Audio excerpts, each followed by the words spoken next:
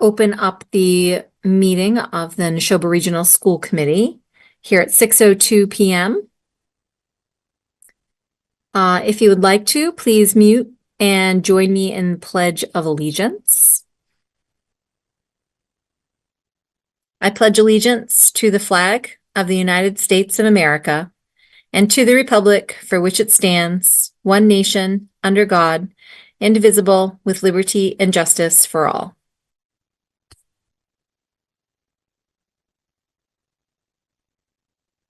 Okay, everybody. So I have first on our agenda is citizens' comments. I have not received any citizens' comments, so I do not believe we have any this evening, which means we're going to be heading right into executive session. And in order to do that, I'll lean on Amy for a motion. You got it. I move into executive session at 6:03 p.m. pursuant to MGL Chapter 38, Section 21A2, to conduct strategy sessions in preparation for negotiations with non-union personnel or to conduct collective bargaining sessions or contract negotiations with non-union personnel, Director of Student Services. If an open meeting may have a detrimental effect on the bargaining or litigating position of the public body and the chair so declares, executive session to include the school committee and Superintendent Downing. Committee will return to open session at the conclusion of the executive session. And I will second that, adding that I do declare it is necessary. Any discussion on the motion? Go ahead, Scott. Do we need to identify who's included and not included? It did. It said would include the school committee and Superintendent Downing. Okay. Thanks, Scott. Any further discussion? All right, let's take the vote. I vote yes. Amy Cohen? Yes. Shondor? Yes. Scott? Yes. Joe? Yes. Sharon? Yes, she said. Dana? Yes. Mike? Yes. And Karen? Yeah, I was late. I don't even know what we're voting on. To go into executive I'm just session. gonna say yeah. I'm gonna say yeah. Okay, very good. Sorry. That's all right. We are in executive session for Neshoba Regional School Committee meeting at 6:28 p.m. And we are going to now move on to our next item on the agenda, and that's the consent agenda. So I'll turn to Amy for a motion on that. I move to approve the consent agenda of February 28th, 2024, containing draft meeting minutes of February 7th, 2024, and the warrant of March 1st, 2024. I'll second that. And is there any discussion on the consent agenda?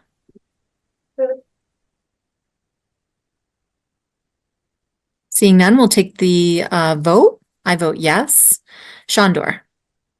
Abstaining since I wasn't there. Okay. Scott? Yes. Joe? Yes. Karen?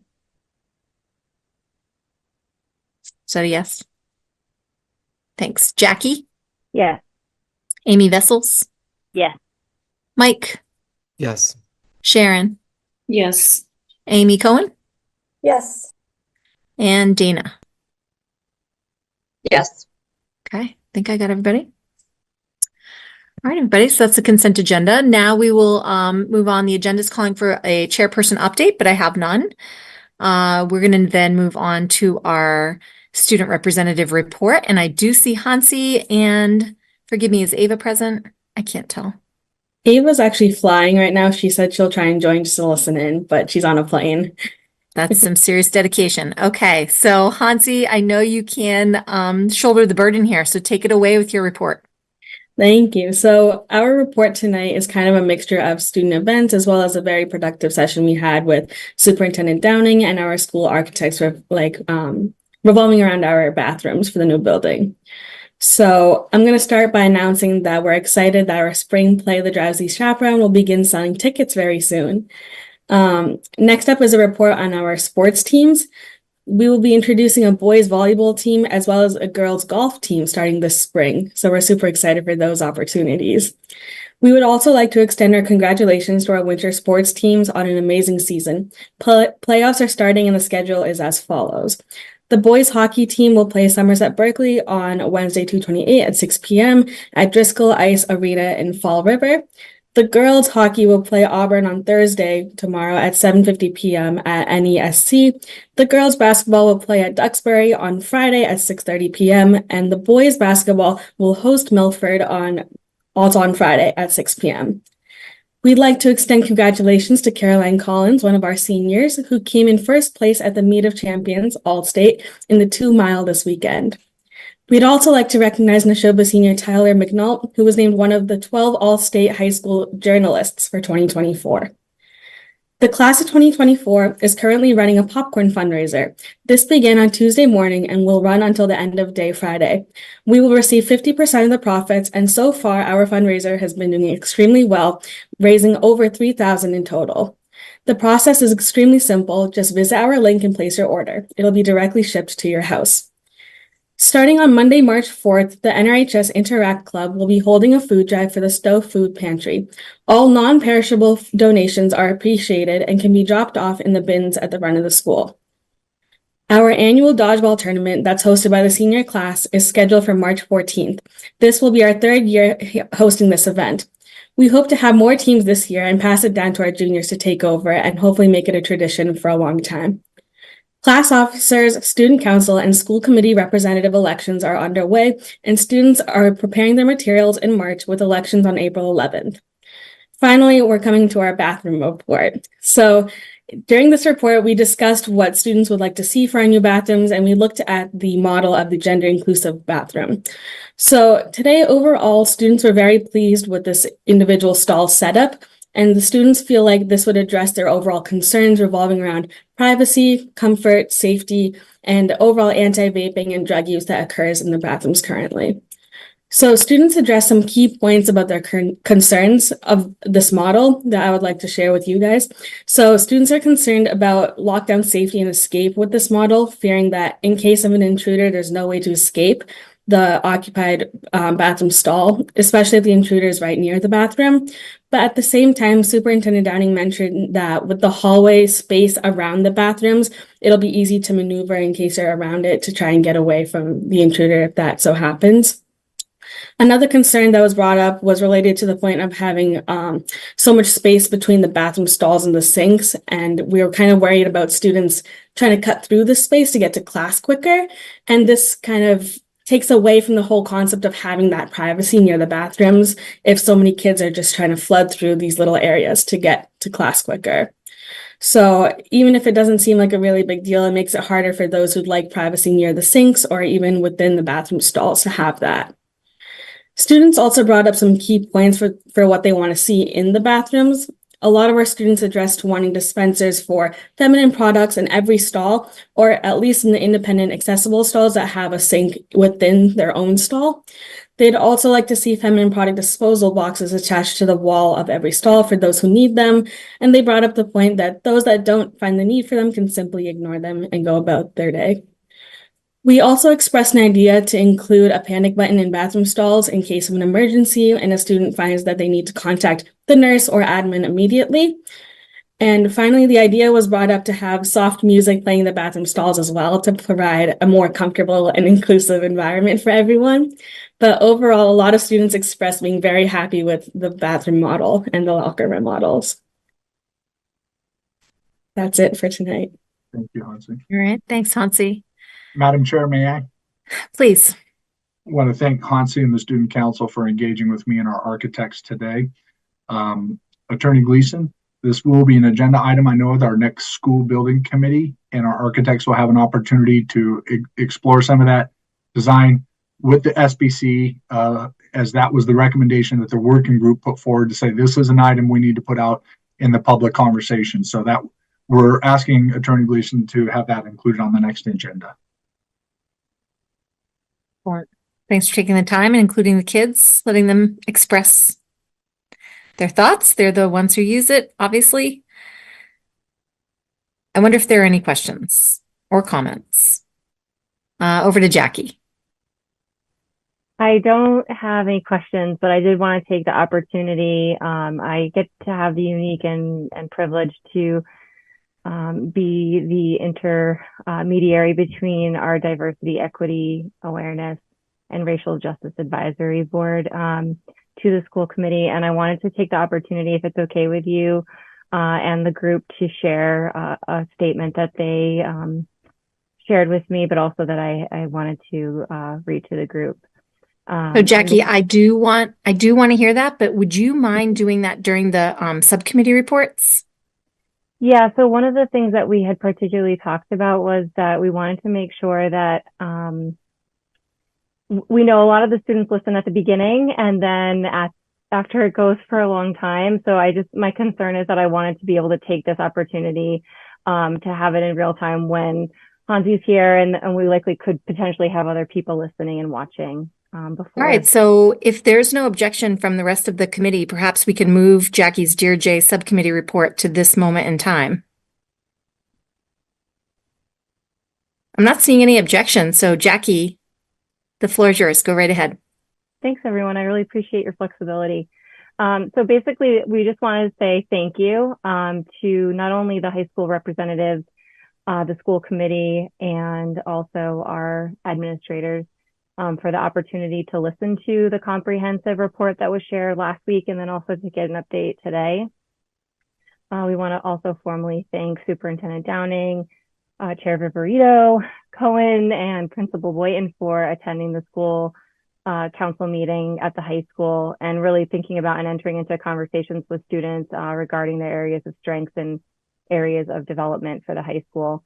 Dear Jay and myself, we see this as a really excellent opportunity for student engagement, which is an essential part of both understanding the needs and priorities of our students, but also designing solutions, which we're hearing tonight in real time. Students bring firsthand experiences and provide innovative, visionary, and practical ideas to discussions and to problem solving. Student engagement in school student council work and also school committee participation is also an opportunity for experiential learning for students, and it allows them to apply their learning to real life civic engagement, budgeting, policy making, and educational leadership, which is all goals that we as a district have identified in our strategic plan.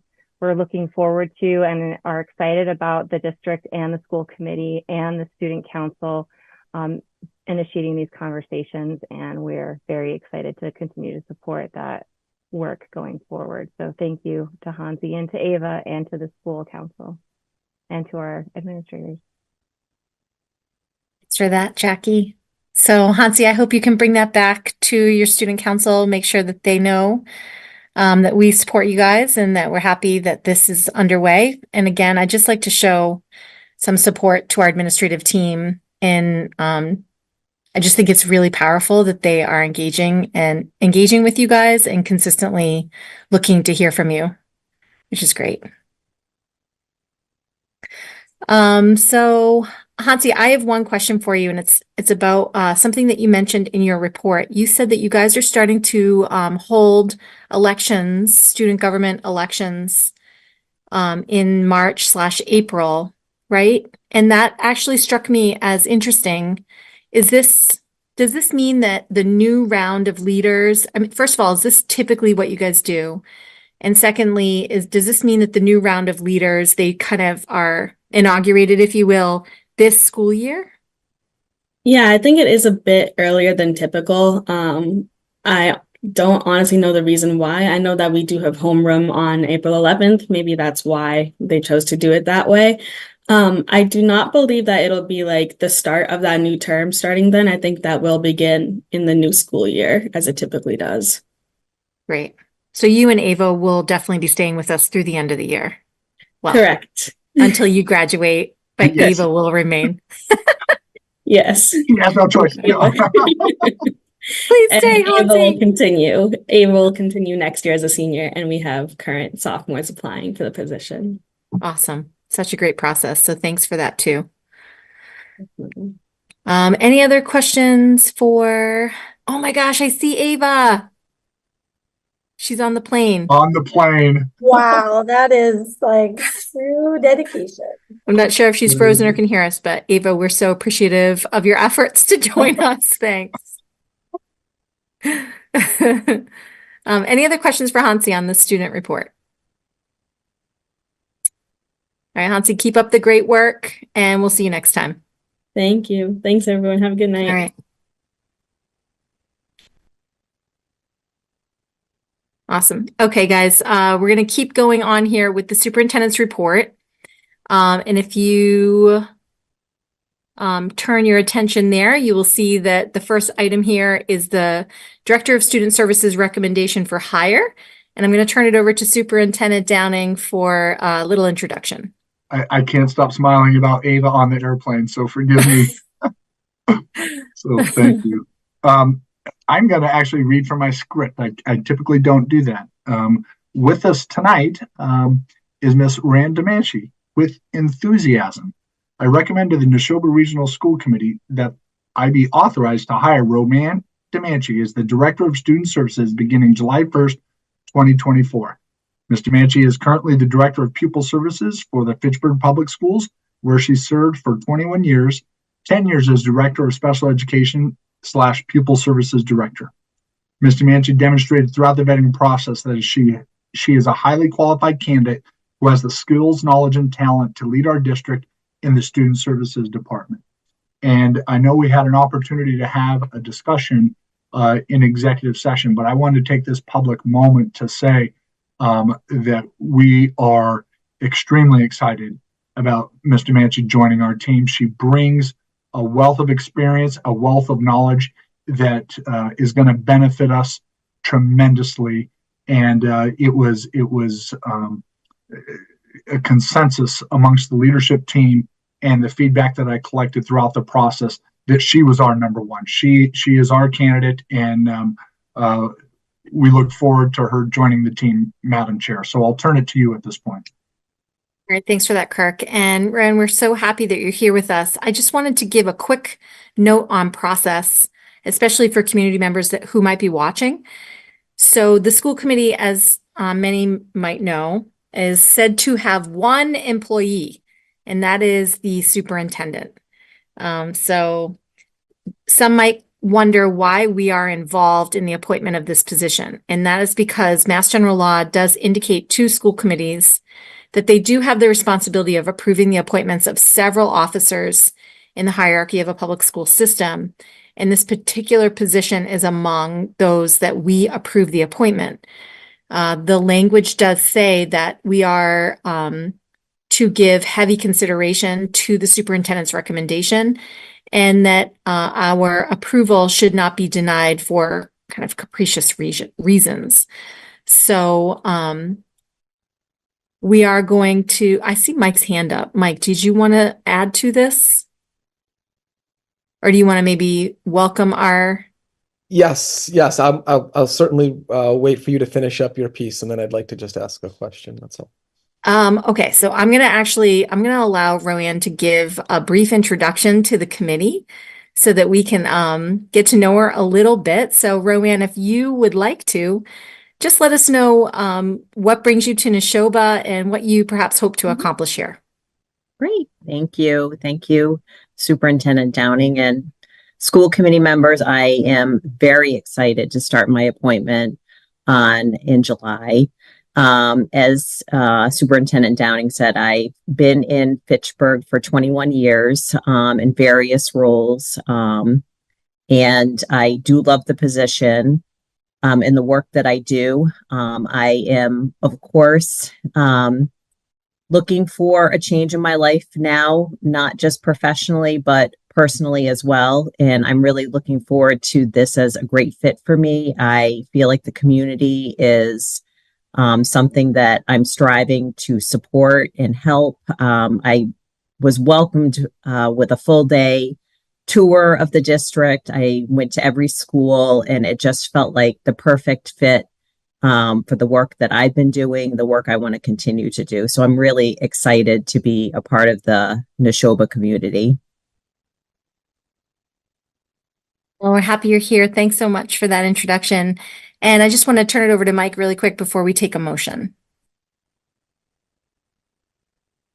Yes, hi, welcome, Roanne, and congratulations on your consideration. I'm wondering, in many ways, Fitchburg Public Schools and the Neshoba Regional School District are different districts, different populations, and I'm wondering what kind of work at the Fitchburg schools will inform some of the work that you hope to do at Neshoba, given where Neshoba's at, kind of philosophically and strategically.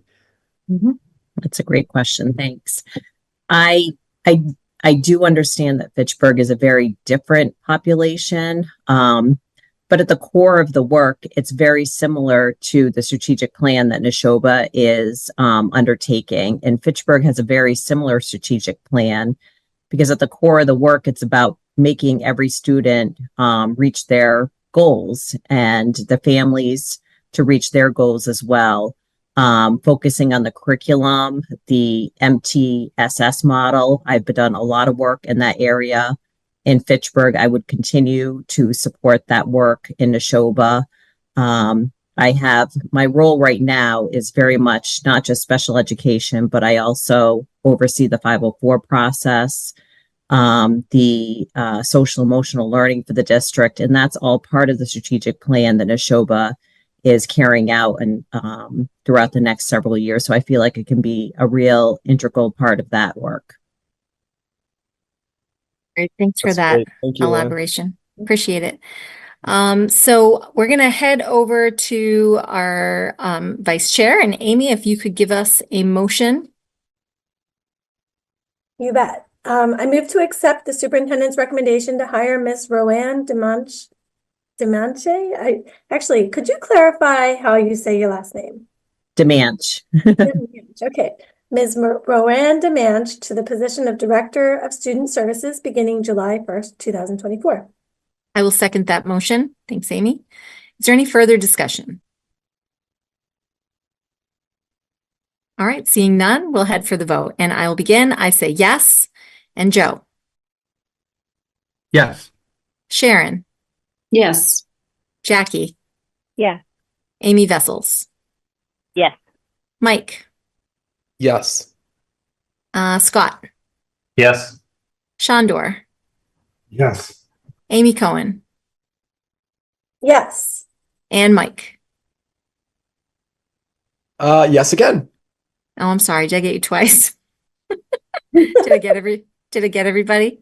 Yeah, I think you missed me. I'm a yes. Oh, thanks, Karen. Yeah, it jumped. So we dropped Dana. She's trying to get back in. But we have a unanimous decision, and I would like to really, in the most heartfelt way, welcome you aboard, Roanne, and we're so happy you're here, and we thank you for your energy and your effort. Thank you. I really appreciate that. And I look forward to meeting all of you and working with everyone. Great. Mm. Yay! Welcome to Neshoba. Congratulations and welcome.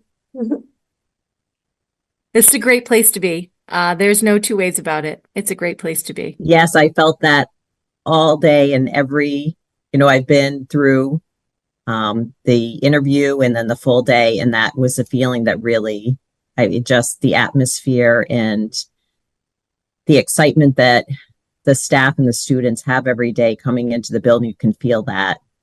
And I'm looking forward to being there. Great.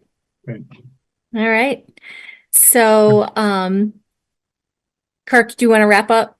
Yeah, so thank you, Roanne. You go have a great night, and I will reach out to you tomorrow so we can have some discussions and get things wrapped up. Excellent. Thank you. Congratulations. Welcome aboard. Thank you. Hi, Ryan. Okay. Okay, so continue on, Kirk. Yeah, continuing on with the superintendent report.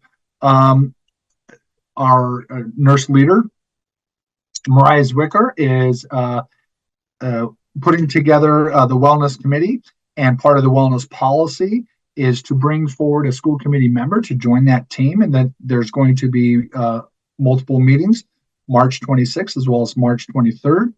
And so we're looking for a volunteer from the school committee to join that. I am aware that one of our members has already stepped forward to volunteer in Dr. Reiner. So thank you for that. We thank you for looking at your superintendent report super early to the meeting. That I'm a big fan of, and two, for being willing to join that wellness committee. Nurse Wicker is very excited to have you on that committee. Very excited. So thank you. And next is a food services update. And I would like to bring operations and finance director Ross Mulcairn to the room. Hi, good evening, everyone. I know I'm presenting later as well. It's always a pleasure to bring things forward.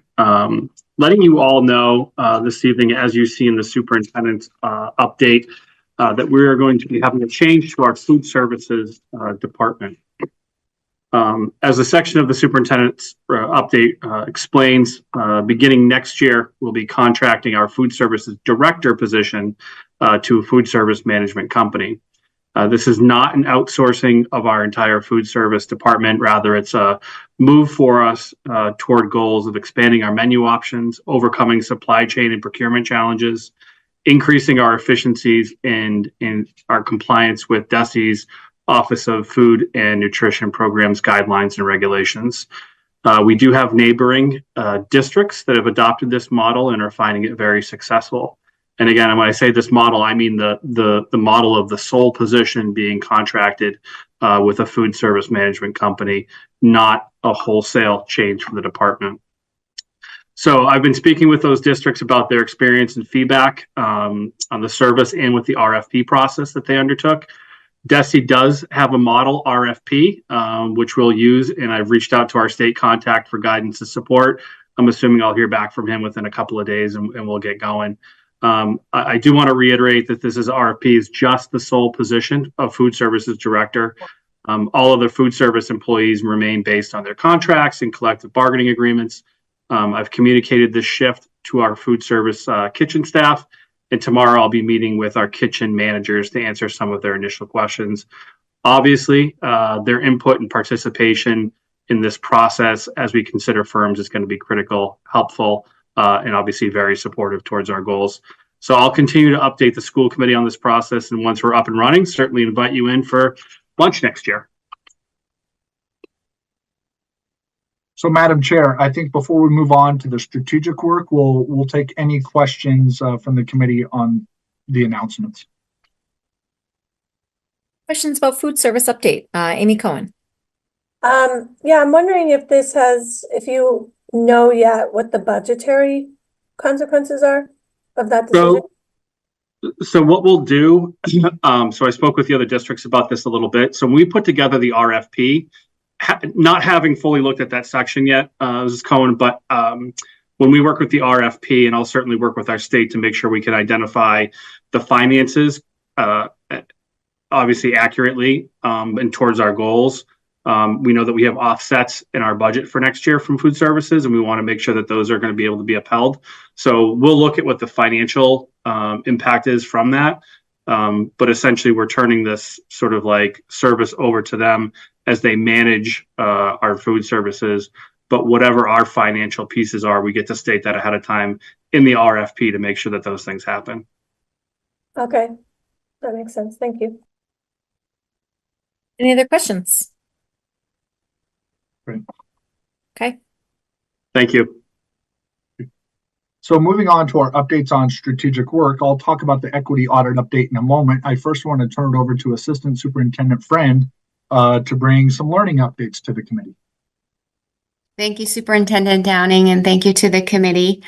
I'm excited to provide 3 updates tonight from Teaching and Learning. The first is an update and announcement about the launch of our new Neshoba podcast called The Great Road. Not sure if anyone's had a chance to take a listen yet.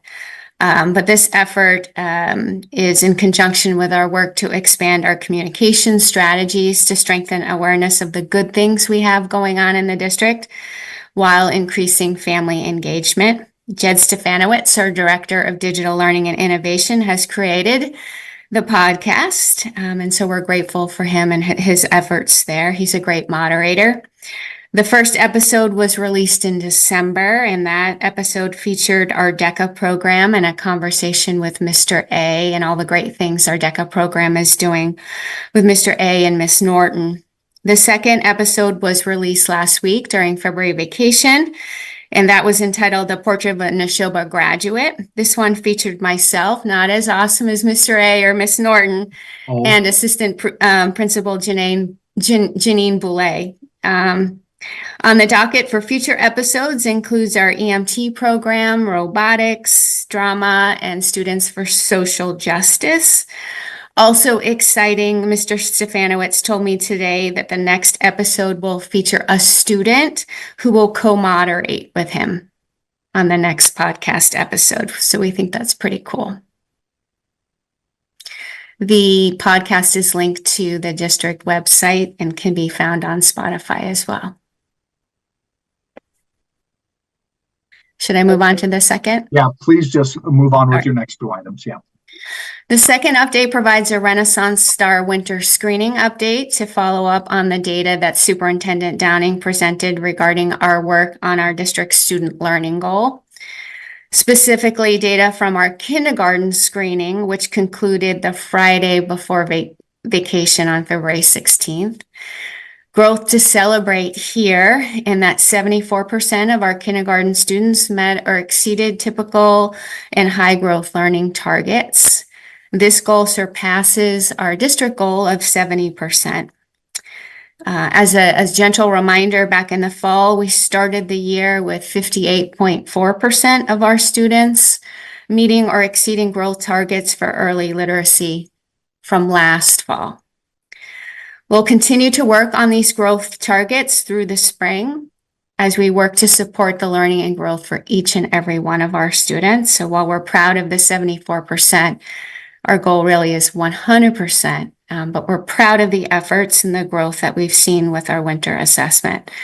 I would like to personally commend our Neshoba educators, our teaching teams, our principals, and our instructional coaches for all of their hard work in supporting our students' growth, and not to mention our students as well, even our kindergartners for really digging in and demonstrating learners' mindset. In my opinion, all of this is notable. We have work to do, and we're going to continue to dig in and work, but we're proud of the results from the winter. Of note, our spring assessment window will conclude in May, early June. And with K-8 conferences beginning tomorrow, families can look to learn more about their child's Renaissance Star results, including growth, along with the other assessment data that teachers have in their purview, including classroom-based measures. And we know that our K-8 teachers are prepared for conferences beginning tomorrow and tomorrow evening. And then the third update, if I may. Okay. The third update is about our continued work with our 9 through 12 science curriculum review process.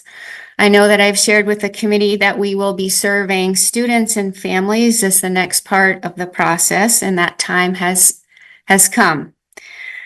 While the update in the superintendent's report notes that students will be surveyed this week in their science classes, we have actually made the decision today, under the guidance from Ms. Peer, the science department head, to move the student survey timeline to next week. We've had some competing demands for time this week with the course selection process underway, and the science department wants to make sure that there's sufficient time for both. As a result, students will be surveyed in their science classes next week, and please, families, encourage your child and check in with your child and let them know the survey is coming. We very much want their feedback and their input about their science experience. With our families will be surveyed using Thought Exchange. Once again, as I had mentioned, you will remember that we used Thought Exchange with strong participation from our pre-K to 5 families earlier this year when we sought feedback around our literacy curriculum review. I think we had 6,000 engagements from our pre-K to 5 families. Our 9 through 12 families will receive this Thought Exchange invite via direct email on Friday, directly following the common, so on Friday afternoon. The Thought Exchange will include 2 multiple choice questions, 3 open-ended questions, and then 1 big question where families will have an opportunity to engage with the thoughts of others. I've provided the big question in the superintendent's update today, but it is as follows. The Neshoba Regional High School is planning for the future of science at Neshoba through the curriculum review cycle. We are assessing our current practice and making decisions about the next steps, and we want to hear from our families. What would you like to see in a highly engaged, future-ready science class as we strive to prepare our students for the future?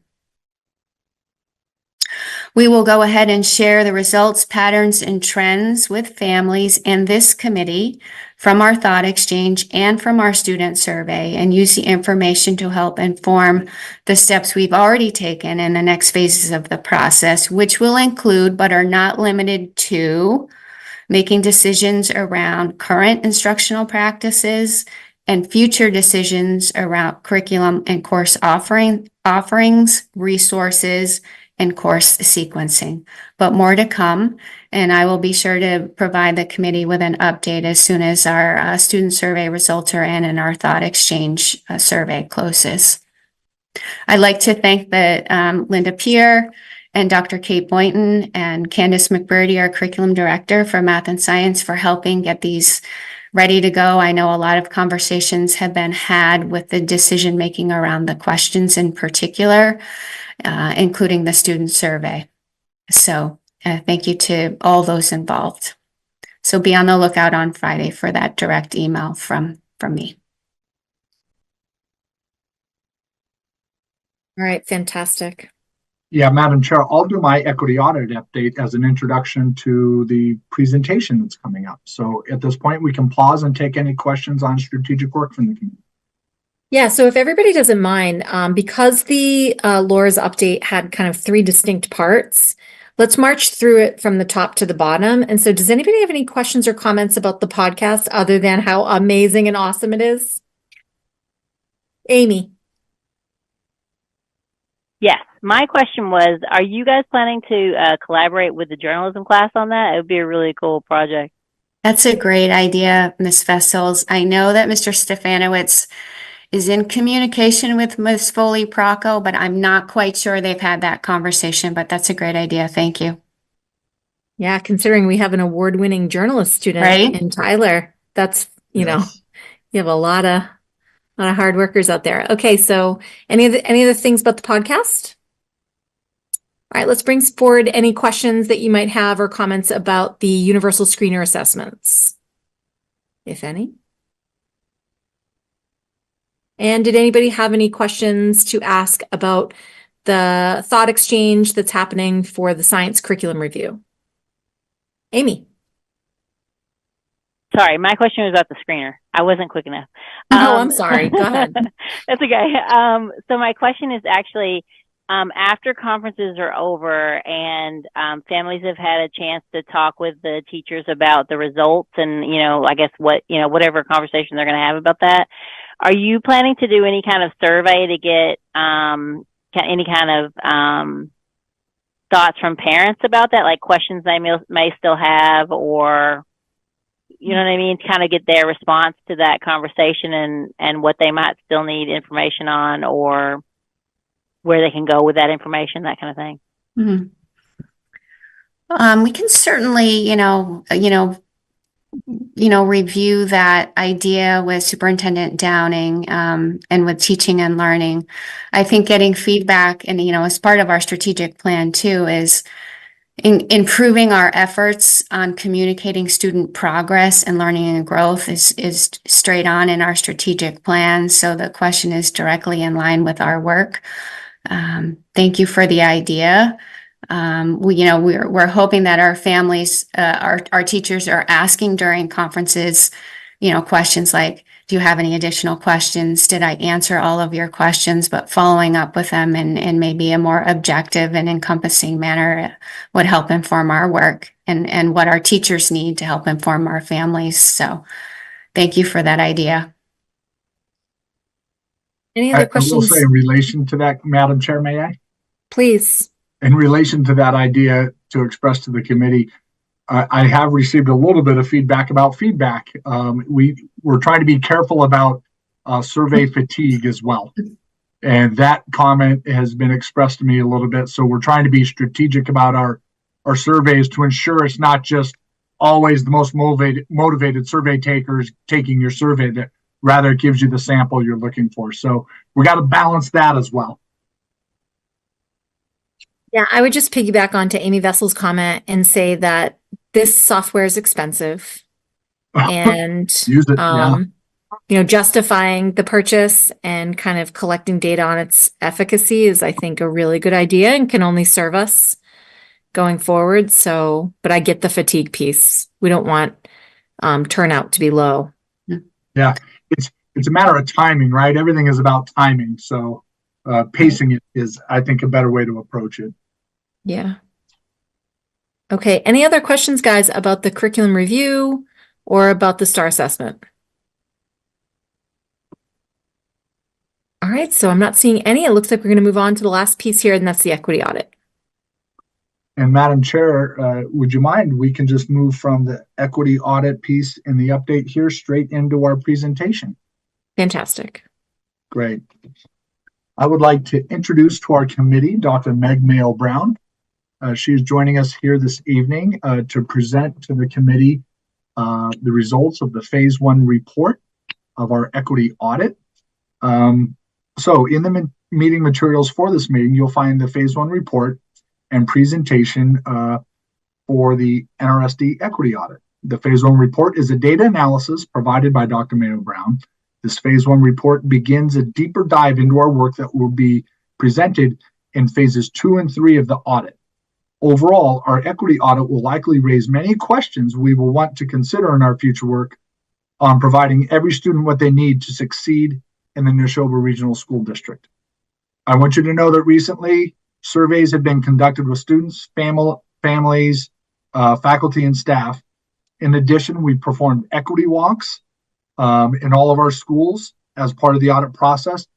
That observational data and survey data will be presented in Phase 2, which is our April 24th school committee meeting. So it is not a part of tonight's presentation. This really is sort of the documents which we supplied Dr. Brown through our conversations that we've been having about the work. So without further ado, I want to bring Dr. Mayo-Brown forward for our presentation. And Ms. Masterson, once Dr. Mayo-Brown is ready to go, if you wouldn't display. So Dr. Mayo-Brown, if you will. Thank you. Thank you very much. It's a pleasure to be here with all of you, and many thanks to Superintendent Downing and Assistant Superintendent Friend for all of their collaboration and support and assistance as we've launched the audit. And I'm ready to begin whenever you are.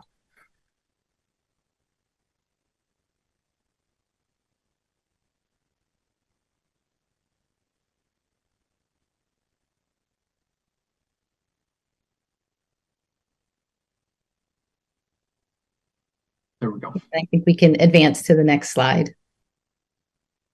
Thank you. So on this slide, I posted a definition offered by the National Equity Project for a definition for equity. It's not intended to be your definition for equity. It is the lens by which I am using for the audit for purposes of defining educational equity, to look at it through that lens as we conduct different elements of the audit. I've also offered some guiding frameworks, again, which guide my work through the audit. The first is offered by the Mid-Atlantic Equity Consortium. And I won't read it in its entirety, but the important part of an equity audit is to critically examine policy programs and practices that directly or indirectly impact students and staff.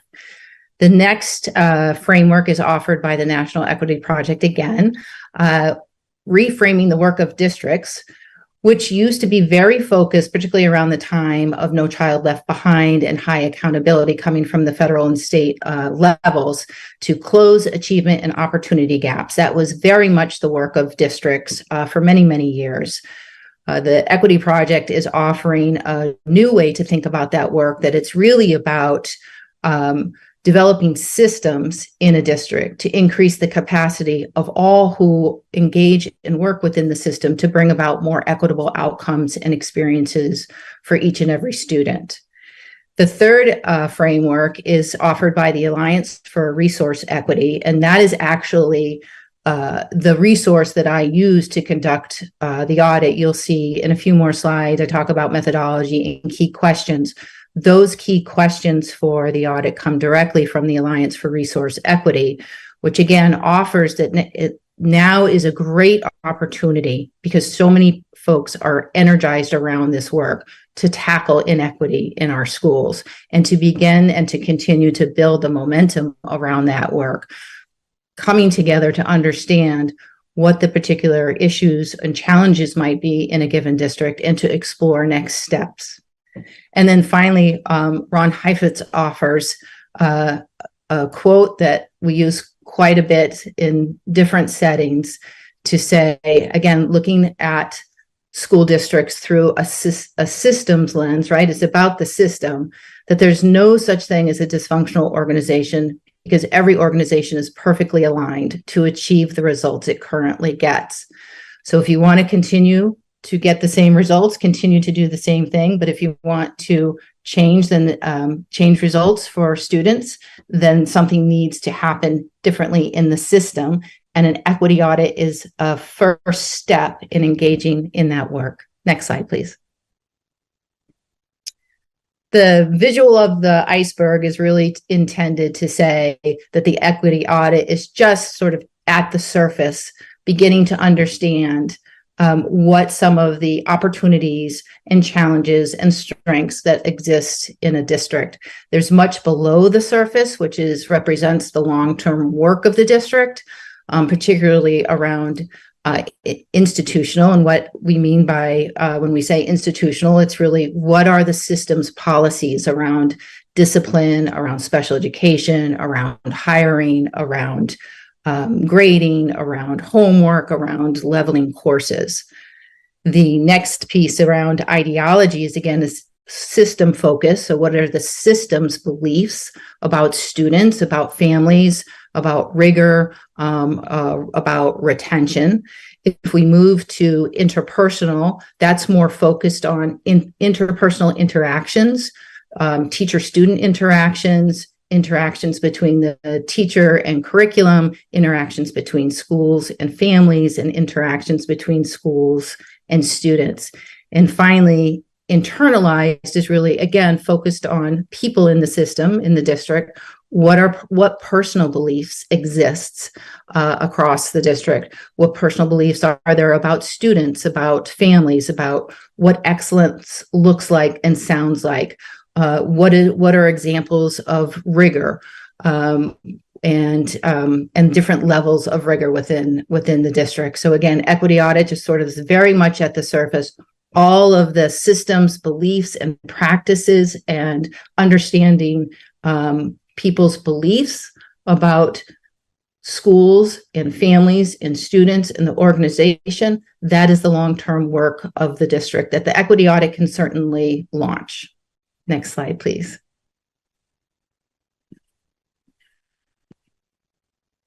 These are the key questions that, again, come out of the Alliance for Resource Equity. There are 10 questions here, very much focused on the instructional core, because equity begins in the classroom. If we go back to the guiding definition for the audit around it, each and every student, right, receives what they need in order to experience academic and social emotional success.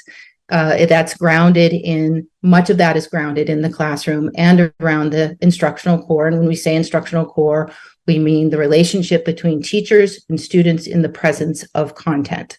So there are 10 questions here focused primarily on looking at it through that lens, but there are also questions around, does the school district, specifically the school committee in this case, have specific policy and mission and vision around educational equity? Do students have access to high quality and culturally relevant curriculum and instructional materials? Does each student have access to teaching practices that are engaging, culturally relevant, and standards aligned? Does the teacher and leadership workforce in the district reflect the student diversity in the district? Does each student who needs more high quality instructional time receive it? Does each student experience a safe school with transparent, culturally sensitive, and consistent expectations and discipline policies? Does each student have access to effective social emotional learning opportunities? Does each student who needs targeted social emotional support receive it? Is each student enrolled in a school and attending classes that are racially, ethnically, and socioeconomically diverse? And finally, does each student attend a school that actively and meaningfully engages with families? Next slide, please.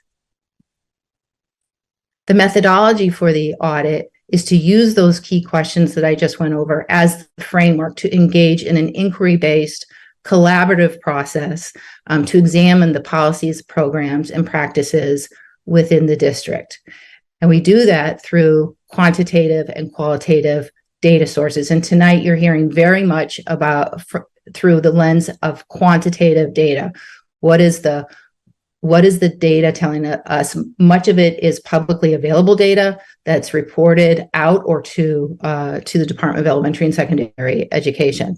And third, to invite stakeholder voice and participation through surveys and focus groups. As the superintendent mentioned, there are surveys that are out to families and caregivers, faculty and staff, and students. And as that survey data comes in, we'll take a look at it, analyze it for patterns and trends, and report that back out.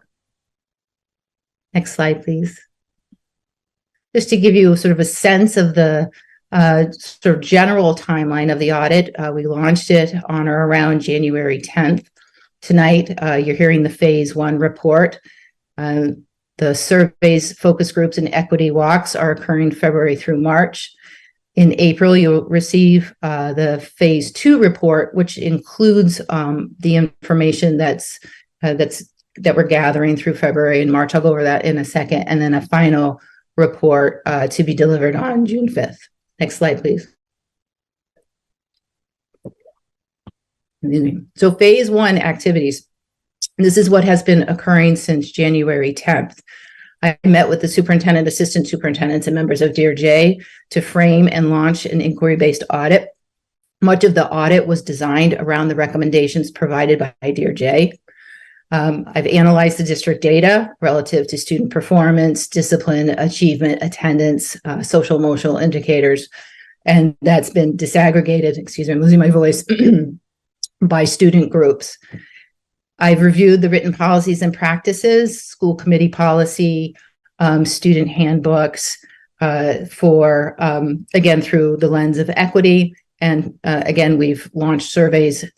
There are focus groups to be conducted, and we completed our last equity walk yesterday. Next slide, please.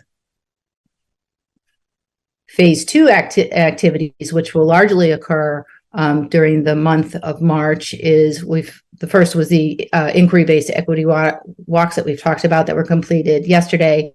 It'll be looking at the data from those walks, again, to report out on patterns and trends from a very strength-based, asset-based approach from visiting the District 6 schools.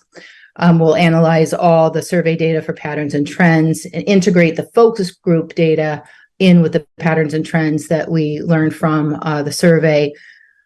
I'll review targeted intervention support. So what is available for students, both academically, social, emotionally, and behaviorally. And then also examine whether students have access to high quality and culturally relevant curriculum and instructional materials, and review family and community engagement practices. Next slide, please. And then phase 3, which is the report that you will receive in June. First, I would draft the final report, provide it to the superintendent, assistant superintendent, DRJ for review and feedback, and then submit the final report to the district to include recommended strategies. I should note you will not see typically in phase 1 or phase 2 of the report any recommended strategies. That's reserved for the final report when I have a holistic picture of the district. I do want to say this phased approach is unique to Neshoba. It is something that the superintendent and I talked about. What I have observed in doing other equity audits and reporting to school committees is if you wait to the very end and present on a final report, it can be very overwhelming and hard to digest all of the findings, all of the recommendations at a single meeting. Superintendent Downing thought if we broke it into phases and presented along each side, it would give the opportunity for questions, reflections, things to think about as we move through the next phases of the audit. Next slide, please. So in phase one, in the executive summary of the report, you'll see that I've noted identified strengths. And again, this is just out of phase one and largely based on data analysis. First strength, the Neshoba Regional School Committee is clearly articulating its commitment to diversity, equity, inclusion. That is noted in your 2023-24 goals. You have 2 goals that articulate diversity, equity, and inclusion. You have you adopted a diversity, equity, inclusion, and belonging statement on December 13th, 2023. You have an advisory committee, the Diversity, Equity, Awareness, and Racial Justice Advisory to the school committee, and you have a strategic plan. All of those it appears as though the school committee has taken every opportunity to express and articulate its strong commitment to this work. That is a very important foundation for the rest of the district to build on once the school committee has those elements in place. I will say, based on what I've observed in other districts and other equity audits that I have done, that this is really an exemplar of the work of what a school committee can do to set the stage for the important work of the district. The district has also demonstrated significant gap closing results in chronic absenteeism. We'll see a slide on that in just a moment. Among all student groups between school years 21-22 and 22-23. It's well publicized, right, that many districts in the Commonwealth are struggling with chronic absenteeism. It's highlighted at the state level that this is something that districts should be working on. Neshoba is doing the work in closing the gaps across student groups and getting back to pre-pandemic levels. Over the past 4 years, the school district has demonstrated significant gap closing within the 4-year graduation rate. I have a slide on that. We'll look at that in just a second among the majority of your student groups.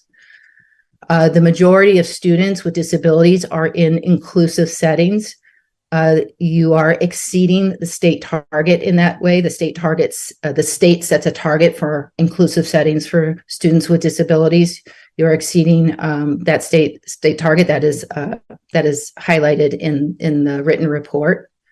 Grade 4 students, as we look at the data, their views of school climate are becoming more favorable over time.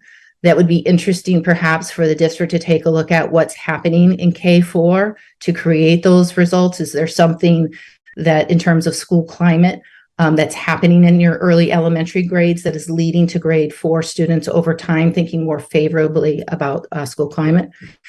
And then finally, student MCAS performance in the aggregate, this is all kids, exceeds all state averages, and the district is identified by the state as making substantial progress toward its targets. Next slide, please. Here's the slide that I referenced, and again, this is in the written report on chronically absent.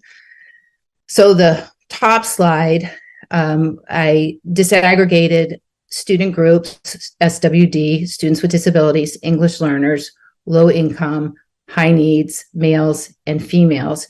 You can see the green bar is 2023, and it's a 5-year trend going back to 2019.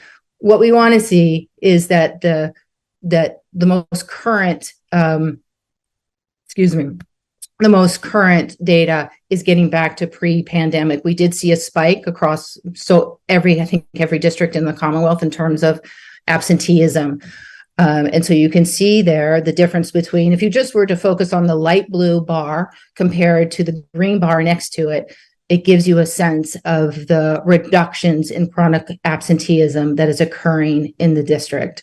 And again, chronic absenteeism is defined as students missing 10% or more of their school year. So in a 180-day school year, students that miss 18 days or more of school are considered chronically absent. The slide below that is done with student groups of students who identify as African American, Black, Asian, Hispanic, Latino, multi-race, and white. And again, you can see the reduction in chronic absenteeism across most of those groups. Next slide, please. Similarly, in the four-year graduation rate trend, you will only see 4 groups highlighted here: high needs, low income, students with disabilities, and all students, because of the way that the state reports. If it's a smaller cohort, the state won't publicly report the graduation rate for a particular student group. But here the slide demonstrates that over the past 4 years, the district has demonstrated gap closing among students group. I've noted here that students identified in the high needs category experienced an 8.5% increase in graduation rates.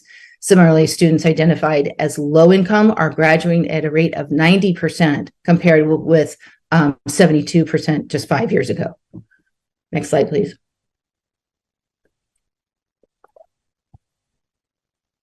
Areas for further exploration by the district. These are areas you may want to consider taking a deeper look at internally.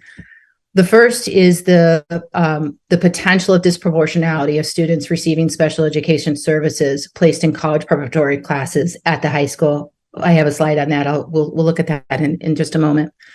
As well as, is there equitable access to advanced math coursework at the high school by students of color, multilingual learners, and students with disabilities? We'll look at a slide upcoming for that as well.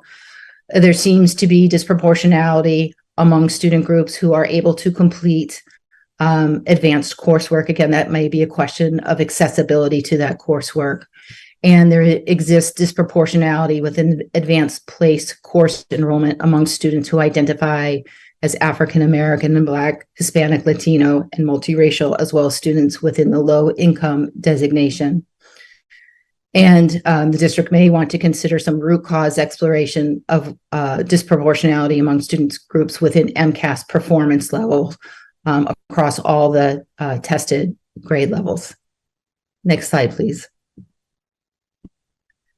This slide, I chose for this slide to show the slide through English classes because every student needs to take English in high school and needs to take 4 years of it. So it provides a good opportunity to look at the data through courses that are required. So you can see here I have English 9, English 10, English 11, English 12. It's noted in the report how I looked at English 12 because there are a variety of courses that students can take. There are 3 levels for each of those English courses, in addition to advanced placement, which is noted at the bottom. To go across the columns at the top, you'll see that I've got the total number of students in the particular course, and then identified by students with disabilities, students who are on 504 plans, English learners, students who identify as white, Asian, African American, Indigenous, multiracial, and Hispanic and Latino. What I wanted to draw to your attention on this slide is that the number of students with disabilities that are in college preparatory classes at the high school, often it is exceeding, particularly in this case, there are more than 50% of your college prep courses are students who are students with disabilities. So I think on one hand, I want to say to you, the district is highlighted as having more students in inclusive settings, right? That was a strength. When you look at where the students are in inclusive settings, I would want to ask, is this college prep course, for example, an inclusive setting when more than 50% of the students are on IEPs in that class? It's worth the district really thinking about that question and making some determinations and exploration around why this exists, and is this in service of all students? The next slide, please. is mathematics at the high school. Again, I wanted to show that in Algebra 1, in the college prep course, again, you have the trend of 50% of the students in that particular class this year are students with disabilities. The other area I wanted to point out in this slide is if you look, and it's circled in red, and also sort of anytime you see sort of a red box, it's an area that I just want to draw attention to. So students with disabilities are not participating necessarily, as we see here, in advanced mathematics. Neither are students who are English learners. And then if we look over to the columns of students who identify as African American and Black, multiracial and Hispanic and Latino, you can see that there are few students in those groups who are accessing advanced math. We know advanced math, participating in those courses sets students up well for college and beyond, sets students up well for careers and in STEM. So again, something that the district may want to take a closer look at in terms of understanding of doing some root cause analysis. Why does this chart look like this year? Next slide, please. There's more information, certainly in the written report. I just wanted to highlight a few areas tonight, but again, note that much of this is in the report. Much of what I highlighted tonight and much of what's in the report does have a high school emphasis, and that occurs for two reasons. One, school districts have a lot of data around high school, so we want to be sure that we're using that data to really surface what's occurring in schools. The second thing I want to be sure that I say tonight is that although I'm sort of highlighting and drawing attention to the high school, my message is not intended to say that this is a high school challenge. This is a K-12 challenge.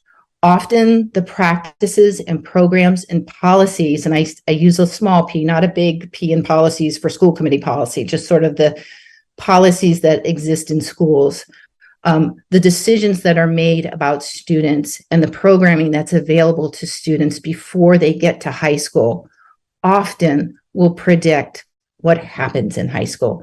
So the data that you're seeing tonight, I just want to sort of put a note, asterisk by that to say there needs to be a look back at K-8 just as much as you're looking at the high school when you do a root cause analysis in terms of why some of these charts look like they do in the report.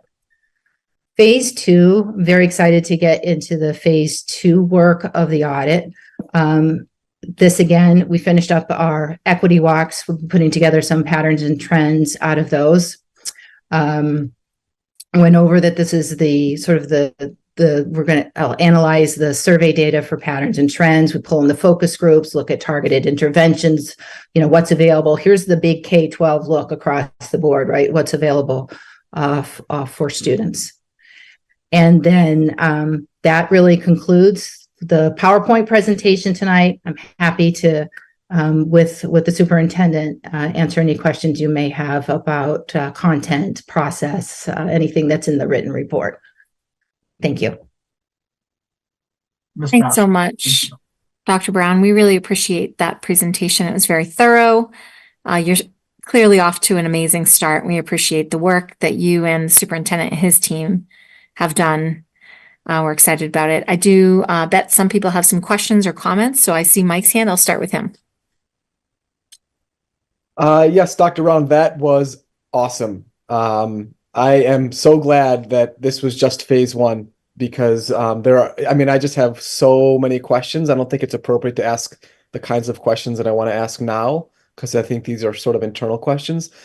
I do want to say that I really appreciate that last comment you made about this not being a high school issue. This is a system-wide K through 12 consideration.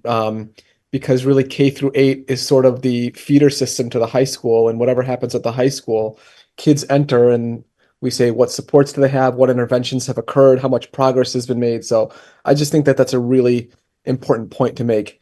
I guess my question is to both you as the auditor and, if I may, to the district. We have this final report coming up in June where I assume, will be making some more targeted recommendations for how the district should proceed.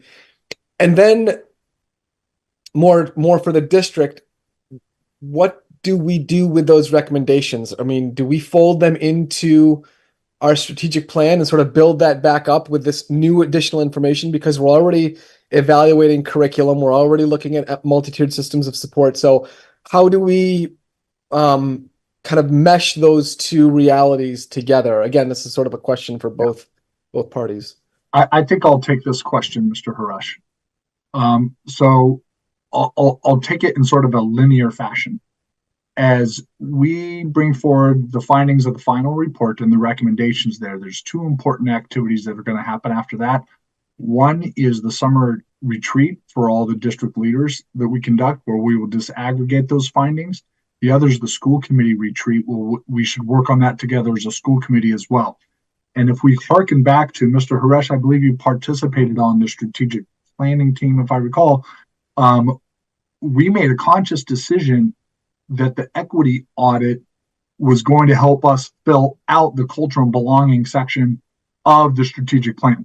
So from the administrative retreat and the school committee retreat, I think my thought is, and certainly this is a sort of a gelatinous thought, if you will, we'll put those things together, and we might need to at that point schedule a strategic planning workshop where we will then make recommendations to the school committee on how to add the content of and action steps of the equity audit to the strategic plan.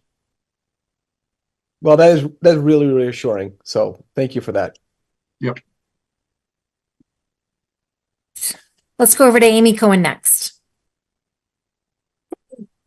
Thank you. I also just want to express my gratitude for the work that's been done, the amount of information that you managed to compile and present in, concise formats was just, I just wanted to soak it all up, and we got it about an hour before the meeting. And so, I still haven't gotten through the whole thing, but, I'm just really grateful to the superintendent for allowing this work to get done, and to Dr. Mayo Brown for doing such a great job at it. Like Mike, I have a lot of questions, and I'm having a hard time right now deciding on which way I want to go. But I think the question that I want to ask has to do with some of the information in the report. Starting on page 16, that's the safe and supportive school indicators. And I'm not sure whether this was highlighted so much in your presentation, but I noticed that when I thought about an equity audit, I was thinking that it was going to include more of the categories that are discussed under safe and supportive school indicators. And so I'm wondering, will phase 2 of your work, or will any of the work that is yet to be done, try to dive into looking at some of this data through the lens of other protected classes? I don't know if that's the right word. So, for instance, in the paragraph about safe and supportive school indicators, it says that you're looking at strengthening students' social emotional competencies with regard to race, color, sex, gender identity, religion, national origin, and sexual orientation. Tonight's presentation really just focused a lot on, it didn't include all those categories. And when I go down to where you discuss bullying, I just wonder how much of one of the conclusions that you came to says that bullying behaviors increase kind of as kids progress through the system from grade 4 to grade 10. So when you take a look at that, will you be looking at it through these additional categories like religion, national origin, sexual orientation, that kind of stuff? Not all of them will. The student surveys, I find, yield and family caregiver surveys yield, can yield some data around that. And it depends on the way that we disaggregate the data to look at it through that lens. The information that's in this section is what is publicly available, right? In terms of the vocal results, the youth risk behavior survey, and things of that nature. Once I start to pull together the information from the focus groups, the information from the survey, and then other information that comes to light in terms of what is available for students, we'll have more. I don't know that it will specifically address the areas around, for example, you say religion. I have not had an audit where that really came to light through the available resources that we had to take a look at the time. Okay. Just as a follow-up question, how is the data from the surveys, where is that captured? The surveys that went to students and parents? Will that be That's captured? phase 2. Phase 2. Okay. Thank you very much. Over to Jackie. There it goes. Sorry. I just wanted to take the opportunity to say thank you for a really thoughtful approach that Superintendent Downing and Dr. Mayo Brown are taking. It's a lot of information, and I do feel like oftentimes in these spaces, whether it happen at summer retreat or in casual conversations in our communities, talking about diversity, equity, belonging, inclusion it's such an important part of what we do. And it also brings up a lot of, I think, energy and emotion, because I think we all know how important these things are. So I want to say thank you for this phased approach. I think it's going to allow for us the space and the time to really look at and dig into the information that's coming out at each phase, and then being able to work collaboratively as a school committee with our superintendent, with our district administrators, and then also with our advisory boards to make sure that we are using this information to really, I think, make some important and meaningful decisions. So I don't have anything extra to add other than I really do appreciate everything that everyone is doing, and also that really understanding that what we do in preschool, kindergarten, first, second, third, and fourth grade does equal what happens for students when they get to high school. That's a very important part of what we need to understand and recognize. So thank you. Thanks, Jackie. Dana, I saw your hand up. Anything? I think I just had more high-level background questions. It's been a while. I know she spent a lot of time talking about leveling, and it's been a while since I've been in high school, and I don't have a high school child. So I just had more follow-up to that. I don't know if this is the right time for those questions, though. It's just like a vocabulary question? Well, it's just more like I want to understand the difference between the college prep and accelerated classes. Like, do they have a different curriculum? Are they just the same curriculum at a slower pace? That's a great question, but maybe Superintendent Downing or Laura, I don't know. Well, I might invite Assistant Superintendent Friend into this conversation. This is her area expertise, but I will say, Dana, all of our courses are based on the state frameworks to meet base educational standards, and they each are more difficult as you progress through them. But Ms. Friend, do you want to address that? No, I think you addressed it, Superintendent Downing. I would say that I think we would see different resources, different materials, different presentations of materials in the different levels of courses, and we recognize that we have work to do with our curriculum and in our instruction everywhere and at the high school, and we're working on it, but we recognize we have a ways to go. Okay. Are students required to take the classes they're recommended for? Or if you're recommended for a college prep class, are you able to opt into an accelerated class? Yes. Yes, you are. But is that done with What about your ease, high Kirk? school transcript? Is that Dana, hang on one second. So Kirk, I know that we identified in the strategic planning that the rigidity of the tracking system is an issue for us. And so you say that students can override course recommendations, but is it that easy? Well, it is in theory, isn't it, Ms. Viverito? The issue becomes when there's entrenchments that happen, the predictability process just feeds upon itself. And that's what we're in deep study about now, and why leveling is in our strategic plan. And I'll remind the committee that's a 5-year strategic plan. And as we're chipping away at all these steps, those are all coming into the fold. And so as Dr. Mayo Brown presented tonight, I suspect that we're going to see a recommendation regarding that area when we get the final report in June. Great. Dana, you had something else? Keep going. Yeah. Do the high school transcripts identify the level college prep versus accelerated? I know like they would for the high, like AP classes. Yes, they do. They do. And Ms. Okay. Ellis, But does that weight your JP differently? Their weight, yeah.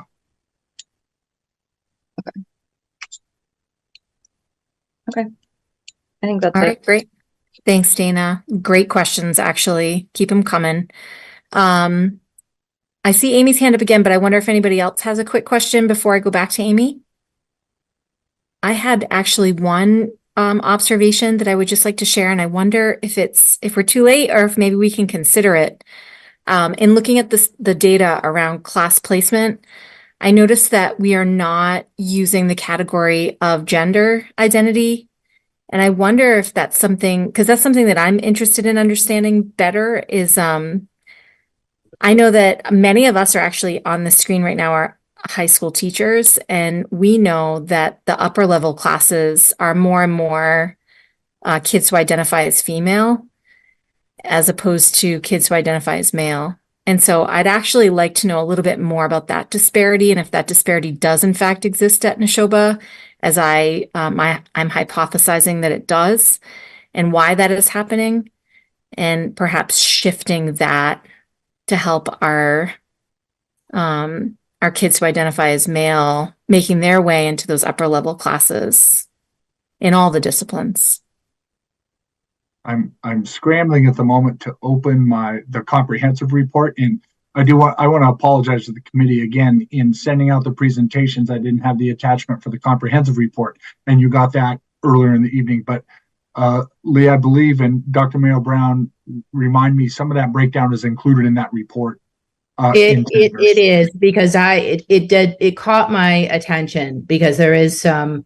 You're right. There is some disproportionality exists. If you look on page 14, these are percent of students in grades 11 and 12 who are completing advanced courses. This is information that's reported by the district to DESE, and DESE is very clear on what counts as an advanced course. But you'll see in that chart that females or students who are identifying as female are participating are completing advanced courses at a higher rate than their male peers. That also holds true in advanced. I believe yes, and it's happening to some degree. It depends on the course in your advanced placement courses. That's on page 16. I also highlighted it for your graduation rates because, again, students who are identifying as female are graduating at higher rates than, again, students who are identifying as male. So I'm paying attention to that as we're working through, because it did jump out at me. So where I can note it and there is a discrepancy, I will continue to flag it for the committee. Fantastic. Thanks so much. Okay, so Amy Cohen. Thank you for allowing me to ask one more question here. I was also really glad, like other members of the committee have said, to hear you say that it's really important to look back at our practices in K through 8 to understand how they're informing what's currently the trends we're seeing at the high school currently. And one of the things I've noticed as a parent of children who span all those categories, my youngest is in 5th grade, and I've had one graduate from high school and go into college, is that 7th grade seems to be a critical year within our framework in terms of accessing advanced math coursework. And I just wanted to, I guess, make sure that that is part of the review that happens going forward and looking at how students are able to access advanced coursework, because that, as a parent, that seems to be kind of like the critical pathway, 7th grade, spring of 7th grade. And I think that it would be really good to use your time to get an opinion on that process. Yeah. Yes, Thank I you mean, for the feedback on that. We'll follow up on that, Ms. Cohen. You can bet that. Awesome. Thank you. And Dina, your hand keeps falling, but did you have one more question? You're good. Okay. This is so exciting. I'm so grateful, Kirk, to you and your team, and to Dr. Mayor Brown, and to the community for supporting this line item. I think that this work is going to be huge. And like Mike said, it's really encouraging to see that we're going to be reworking and amending the strategic plan in the months that follow. So kudos to you, and thanks everyone. Well, Madam Chair, if I may. Sure. I'll accept your kudos, and at the same time remind everyone that the reason why we're doing this work is because we came together as a community 2 years ago because we collectively said we wanted to chart the course for the future. And so our commitment to equity in the school system is that amalgamation of parents, administrators, teachers, students, that we're all saying in all of the areas of our strategic plan, these are the things we want to do moving forward. So that commitment to equity that we put in culture, belonging, and standard in section 3 of our strategic plan is the very first bullet with intention, if you recall from the strategic planning process. So I appreciate your recognitions, Ms. Viverito. Let's recognize everyone in our community and everyone participating in that process as recognizing this is the important work that needs to be done. You're here. All right, so I think that concludes this portion of the agenda, and we look forward to all the future steps to come. And thank you one more time to Dr. Meg Mayo Brown for helping Neshoba in this work. thank you. Thanks very much. Thank you. Okay, everybody. So I am looking at the agenda, and it looks like new business has come to a conclusion.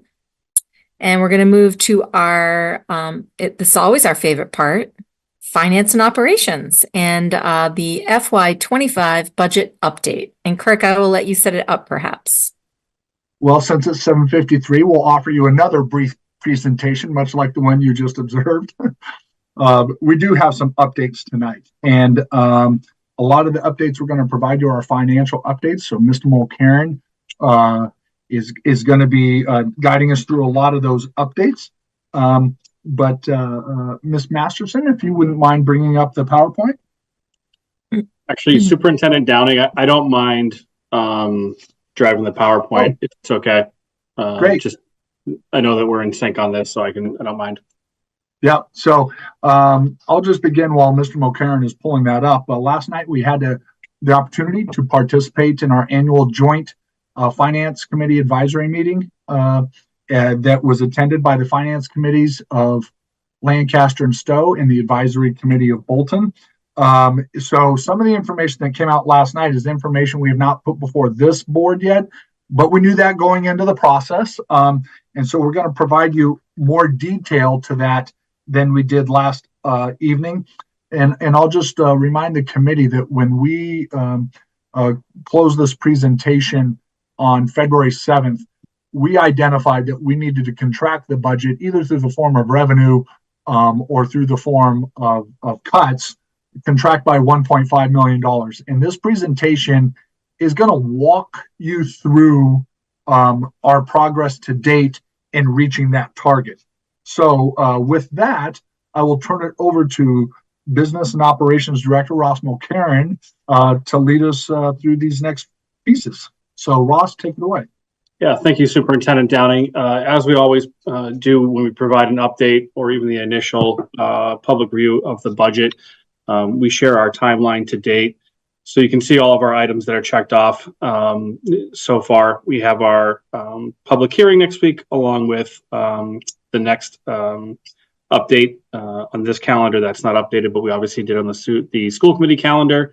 So this is the work to date shared as well at the joint FinCom meeting last week. So as Superintendent Downing said, obviously the overall goal here is to provide you an update on the budget.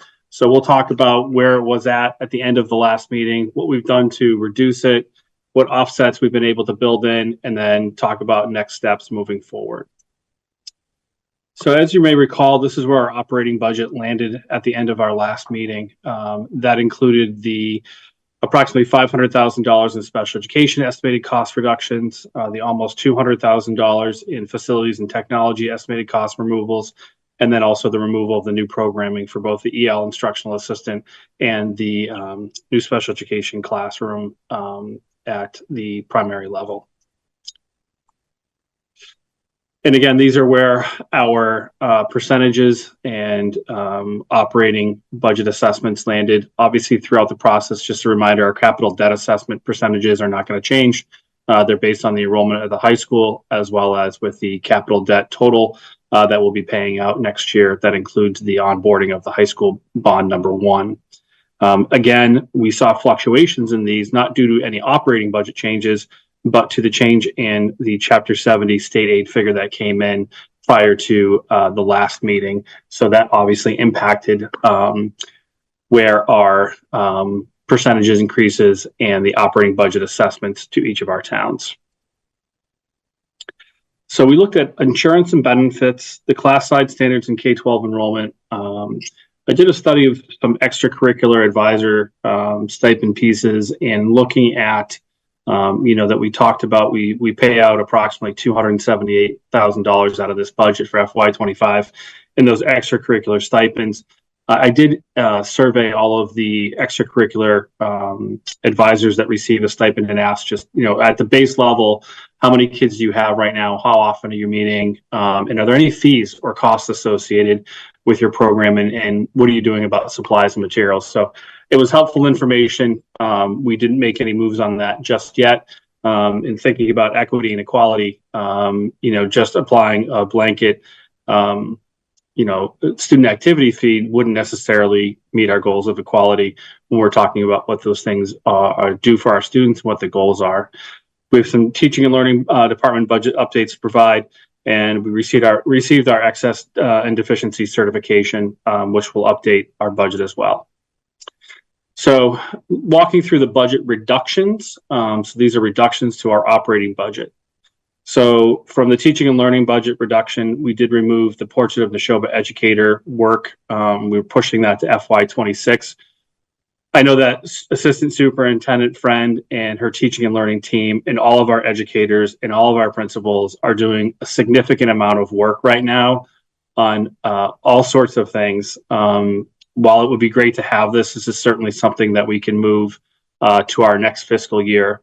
I do want to signal to the committee that we are not doing anything just of yet with any sort of reduction around our literacy, curriculum adoption, expectation within the FY25 budget. We know how that's such an important building block for all of the work that we do within the district, and that still remains within the budget.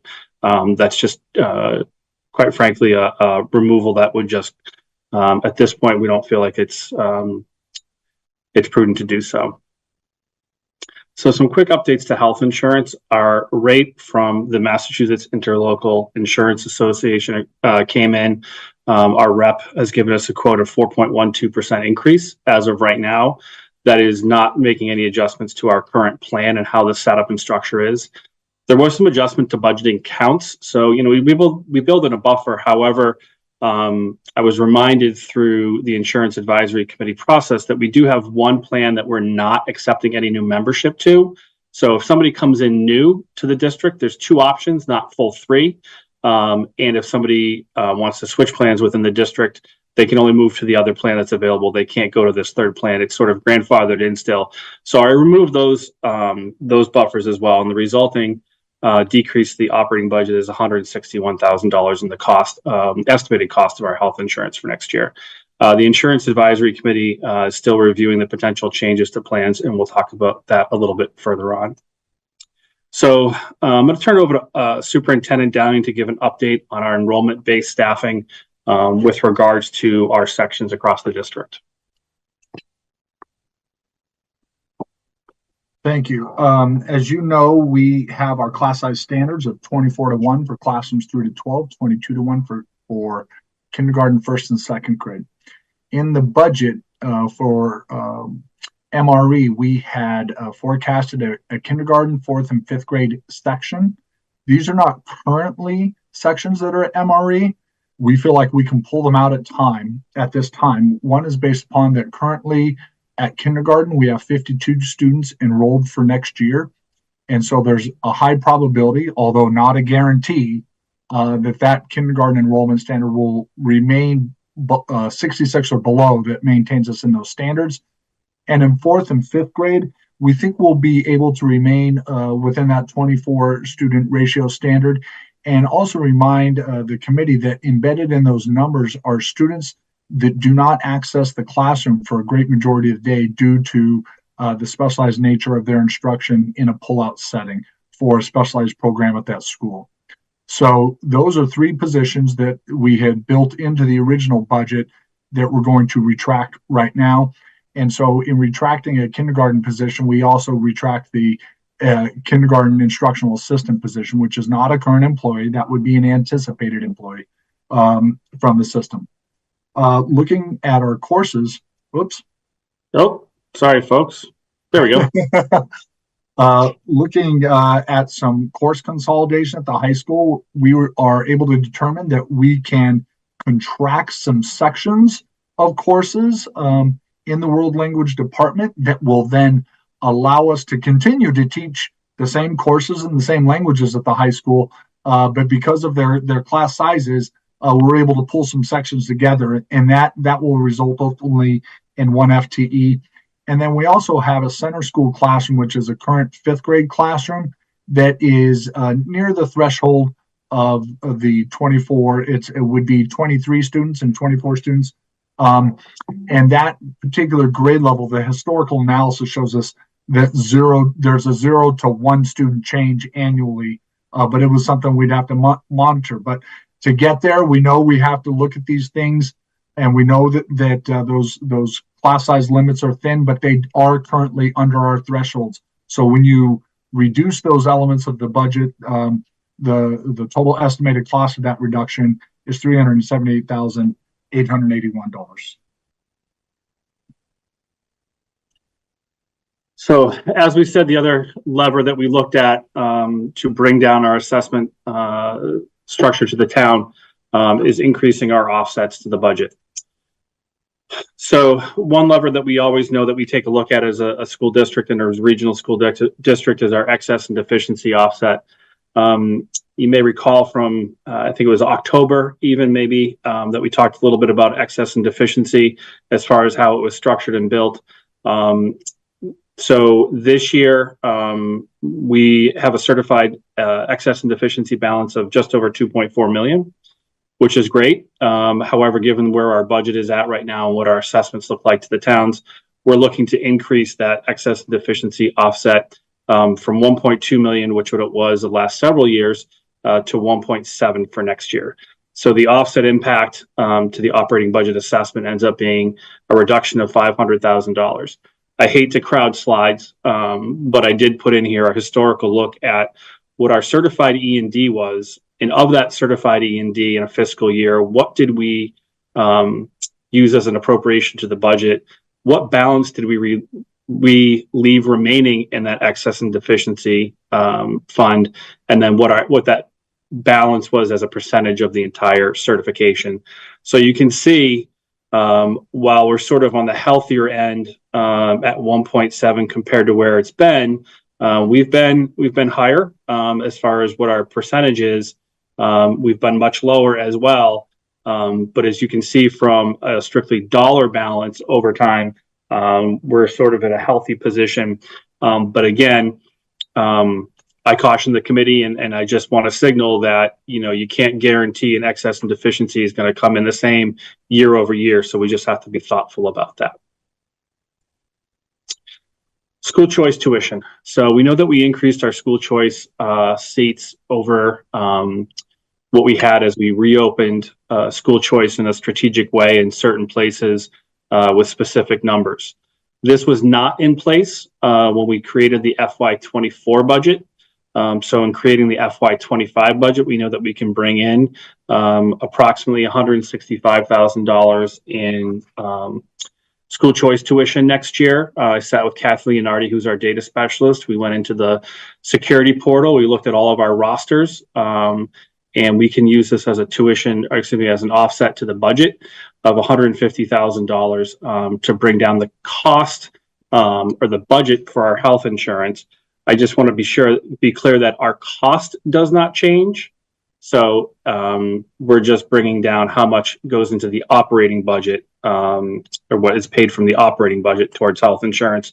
So if you look at our entire health insurance bill over the course of a year, the great majority of it will come from the operating budget. However, a small slice of it can come from an offset in school choice tuition. So that brings down our budget as well.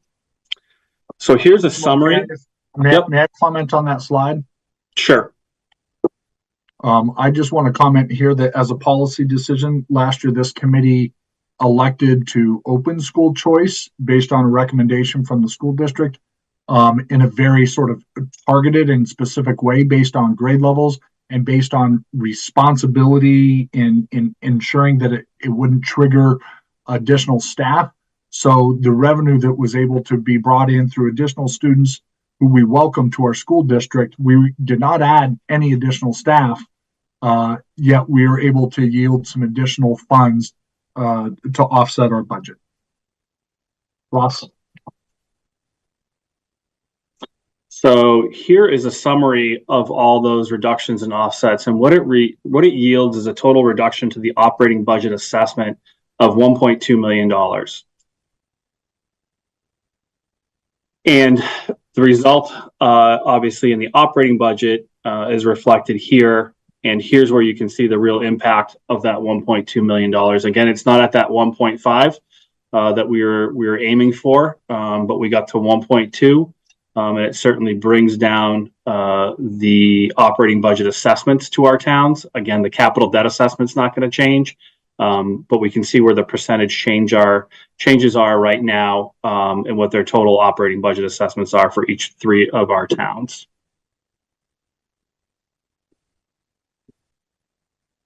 This is, again, the goal that we were shooting for, so you can see the difference here. I'm just going to back up a slide so you can see. Right now, we're at 4.7, 6, and 3.3, we'll call it, where we wanted to be. If we did the full 1.5, was a 4.2 increase, essentially a 5.5 increase, and a 2.7 increase. So Superintendent Downing, do you want to take the next, the first next step? So as you can see from the previous slides that Mr. Mulcairn showed you, we still have roughly around $290,000 to go to reach that $1.5 million contraction target that we're aiming for. I want to use this as an opportunity to say I'm very encouraged and optimistic that we're going to be able to hit that target. As we've been working with our insurance advisory committee, we have a collection of educators in our school system that recognize the challenge that is in front of us. And currently, we are looking at the health insurance plans and structuring those in a way that can both be beneficial to the employees in the school system and decrease the burden upon the district budget simultaneously.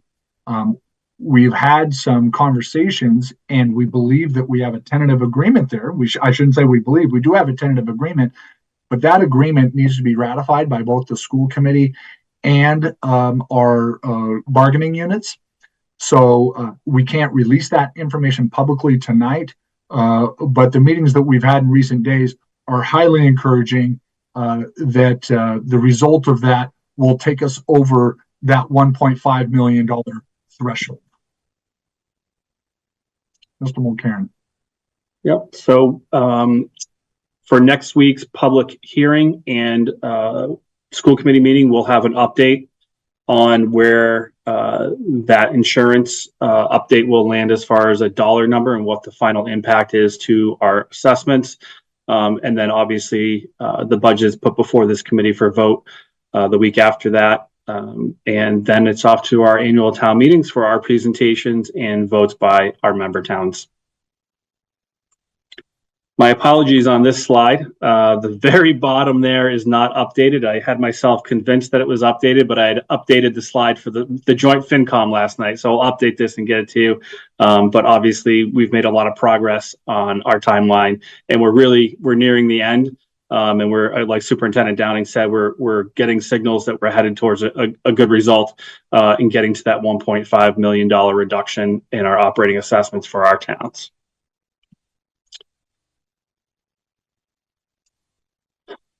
So at this point, unless Superintendent Downing has anything else to add, I would assume that we would turn it over for any questions from the committee at this point. Yeah, I think we can welcome questions, Madam Chair. Great. I see Dana's hand. Go for it, Dana. Okay, I have a lot of questions. So first, do we have to hit the target of 1.5 million? Like, did the towns give you any indication that you wouldn't, I don't know if the word is accept, the 1.2 that you've already reduced the budget by? I'll go back to our last meeting as we talked about that, and I believe Mr. Haresh, you had some comments around that. The $1.5 million target gets us to those places where we've talked with our town administrators and finance representatives in the towns so that they are able to move forward with the totality of their budgets as well. So that target was developed in partnership with our town administrators, as well as looking at how we can advance the educational program. Okay. Are there options to remove more money from the E&D fund, or what would the concerns for that be? I will say, Ms. Ellis, that the E&D fund, I'll just tell you right now, I am highly nervous about removing as much as we are right now. In removing more funds, we got to remember our E&D fund points to our creditors about the health of our district in terms of our finances. And as we are bonding a school project, we need to demonstrate that our reserve accounts are strong to those agencies in order to get the best bonding rates that we can possibly get through the future of the project. In addition, we've gone through a scenario this year where the anticipated revenue we were hoping for out of Chapter 70 aid did not come to fruition, nor will it next year. So we need to make sure we're maintaining an E&D account that is going to be able to help us in future years as well as we work through these strategies. So tapping into the E&D account more than we have today, I would not recommend at all, because even the thresholds that we're proposing here tonight, Mr. Mulcairn and I have been wringing our hands and sweating it out even with that amount. Okay. Are there any more anticipated or any more grants that are factored into the budget that we should be aware of? Should we be concerned about more funding not coming through, specifically like the literacy grant that we didn't receive, but we had anticipated receiving for $200,000? The literacy grant was the big one that we were counting on. The other grants that you may be recalling are the sort of the annual federal grants that we get. Those are, we can always anticipate those. And based upon where our thresholds are, we have a general sense. Those are already earmarked for programming in the district, so they would not serve any purpose in augmenting the budget at all. And just to confirm that the literacy, that curriculum is still going to be moving forward. You've been able to find that $200,000 of the hole left from the grant elsewhere? Well, Miss Ellis, we haven't necessarily found $200,000 elsewhere, but that doesn't mean we don't have other tricks up our sleeves. We can work with our vendors and think about pricing proposals. Looking at right now, I know we have instructed all of our building leaders that we haven't frozen budgets, but we've put them on frost, if you will, to look at our current spending now to optimize that to see if there's a portion of that program we could look at purchasing this year through some actualized savings. And we're working with our vendors on what a graduated payment structure could look like. So there's some other tricks that we can use to pay for the totality of that program. The primary connections program. So were the class size estimates you provided during the budget workshop based on the creation of this primary connections program, or would those kids have been placed elsewhere if there wasn't a program? So the primary connections program is a program we want to get started in anticipation of the future. And we know that we're going to have students in grades 2 through 5. What we're hoping to do with primary connections is have 2 bandwidths, a K through 2 bandwidth and a 3 through 5 bandwidth. Now, regulations allow a 48-month bandwidth for any specialized program. So second graders that would be in that program can be woven into the 3-4-5 program and still be within regulations. So the K-1 would be anticipatory, and we really don't understand and know those until we see the students in front of us and we go through those proper processes. So we are functioning currently without that program, and we decided that it's best right now so that we can work on this. That is certainly a goal for the future, but we believe we can continue with the educational program now. Okay. That's all I have. Great, thanks, Dana. Thanks. Amy Cohen. Thank you. I had 2 questions. One was regarding the school choice number that was shared, and could you just remind me, I know you said that it wasn't planned, that I don't have the slide in front of me, it'll probably be helpful, but the number that you shared with us wasn't included in the budget for last year. The school committee hasn't taken a vote to open school choice for this year yet, correct? So where's that number coming from? You took a vote to open up school choice for this year. So Okay. the students that came this year through the October 1 count data, the funds come to us this year and we apply it to the next budget. Oh, okay. So when we're you still gonna take your take a school, vote when for- you take your school choice vote again this April, depending on whether you vote yes or no to open school choice, if you continue to vote yes under the methodology we brought forward last year, any increased enrollment based upon that would then be applied in FY27. Got it. Thank you for clearing that up for me.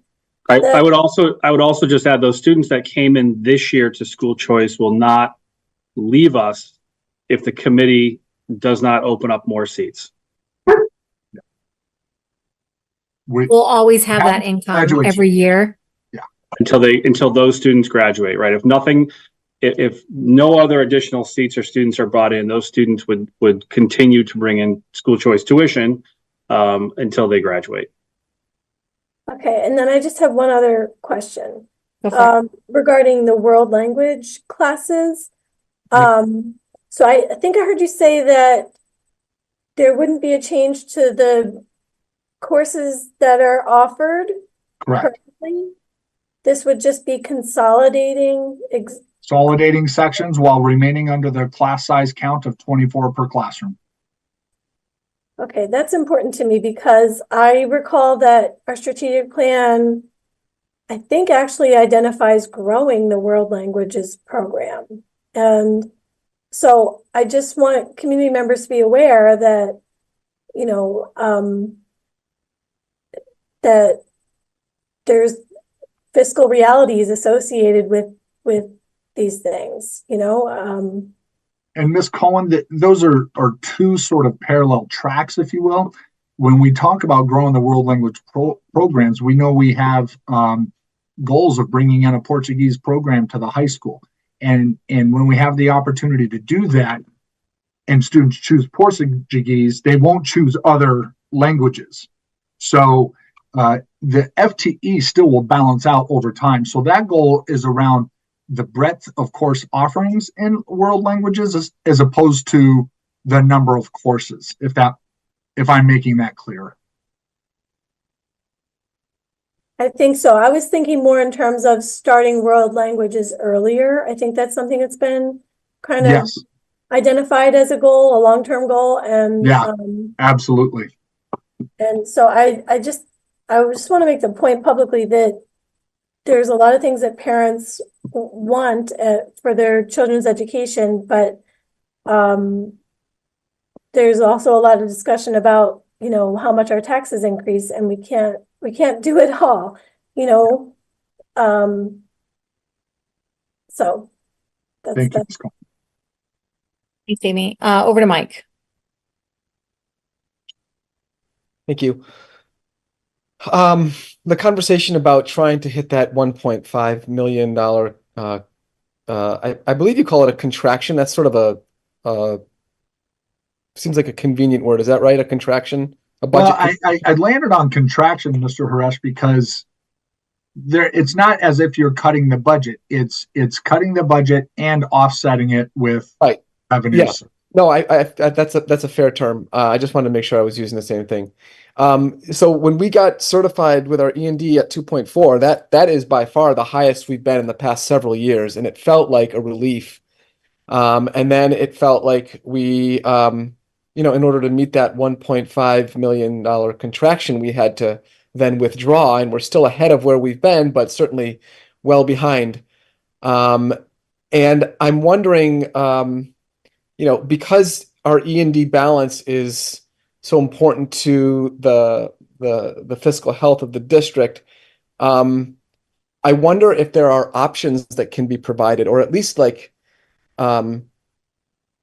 see if there's interest by the committee to explore other options of finding efficiencies within the operating budget either instead of taking the $500,000 from E&D, or maybe taking less out of E&D and finding further efficiencies to meet that difference. I mean, I personally would be in favor of at least exploring that, but if the rest of the committee is not, I'm certainly happy to go along with the majority, but it feels like that might be something to consider. So one of the areas that we're working on right now, Mr. Haresh, is we need to look at our athletics and activities fees. And right now we're not charging for activities fees. And our athletic fees, we got to look. We've asked Ms. Rich to look at what are models in the towns within the league, to look at what our competitive stance is relative to that, to understand, do we need to increase those fees? We're also looking at fee structures for extracurricular activities. We would only add fees to programs that are not essential to the student life. Laura, remind me the term that we were discussing today. I'm drawing a blank. Which one? In terms of our activities fees, some of the for service related. Yeah. Service related fee, after school activities, student councils, community groups, things like that, we wouldn't charge fees for. So if they're service related and service to Gender other people, Sexuality Alliance, African Heritage Club. Yeah, we would keep those activities on a non-fee basis. But it's other activities that we would look at fee structures at. And also looking at our total balance, if you recall, Mr. Haresh, our activities balance is $278,000. Mr. Mulcairn, I think I'm right around the right number there. We're going to be meeting with principals and looking at enrollment across all of those activities and find out where there's low enrollment and low participation. We may have to make the difficult decision of eliminating some activities and directing students towards other interests in that effort. So that is something we are currently studying that has the potential to help augment that. What that dollar amount is difficult to say at the moment. So just to be clear, then, you're already a couple of steps ahead of my question, then, that there is consideration to find further efficiencies to reduce the amount that we're withdrawing from E&D. Yes, we are. And I'll say, Mr. Haresh, even let's just hypothetically say we land on this number where the E&D is proposed, we're still going to pursue the fee structures for activities and athletics because we think that it's common practice, and it also helps fund those activities. Structures are put into place like family caps and things of that nature to make sure that people that have many kids in the schools don't end up in high fees for activities. We need to look at some of those structures, and so we're currently working on that. Great. Thank you. Right over to Jackie. I just I had a clarifying question about the staffing at MRE. Yeah. Would that impact existing positions? That part was, I'm sorry, it was unclear to me. Current employees? Mm-hmm. No. Okay. So all three of those positions, including the kindergarten assistant, are not in the budget. I mean, are not tied to employees. They were budgetary placeholders for an anticipated need. So that anticipated need is coming. I guess I just want to highlight for any community members watching this meeting and may not have been able to attend yesterday's presentation. I really appreciated how you both stepped everything out for our three communities. But I think it is important to note that the staffing and student class sizes is an important thing that our communities consider. It does lead to specific better student outcomes, but from a fiscal perspective, it has implications as well. So I'm just wanting to highlight that for our communities and for Lancaster, who has the most increasing number of student enrollment. So thank you for that, Dr. Reinert. I think in talking about that too, it goes well to say these are the standards across all three of our towns. No one town is treated differently than the other two towns when it comes to staffing our schools, because that's the agreement we've made in coming together. Thank you. Over to you, Amy. Thank you. I kind of wanted to follow up on the discussion. Scott, did we skip over you? I saw your hand. Okay.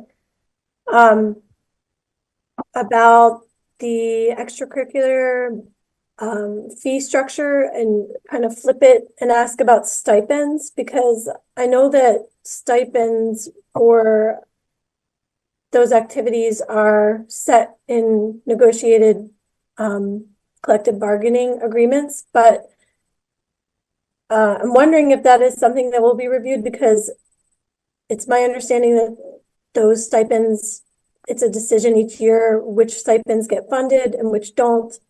And is that something you're reviewing in terms of potential cost savings?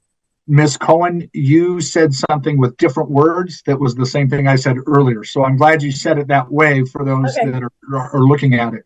That's the cost in the budget right now. That's $278,000. That's the stipends. So as we look at the activities and we look at enrollment in those activities and we see low participation, those are going to be the areas that we point to first with principles of saying we're not going to be able to run those programs and pay those stipends, and look at that in an equitable fashion across the schools.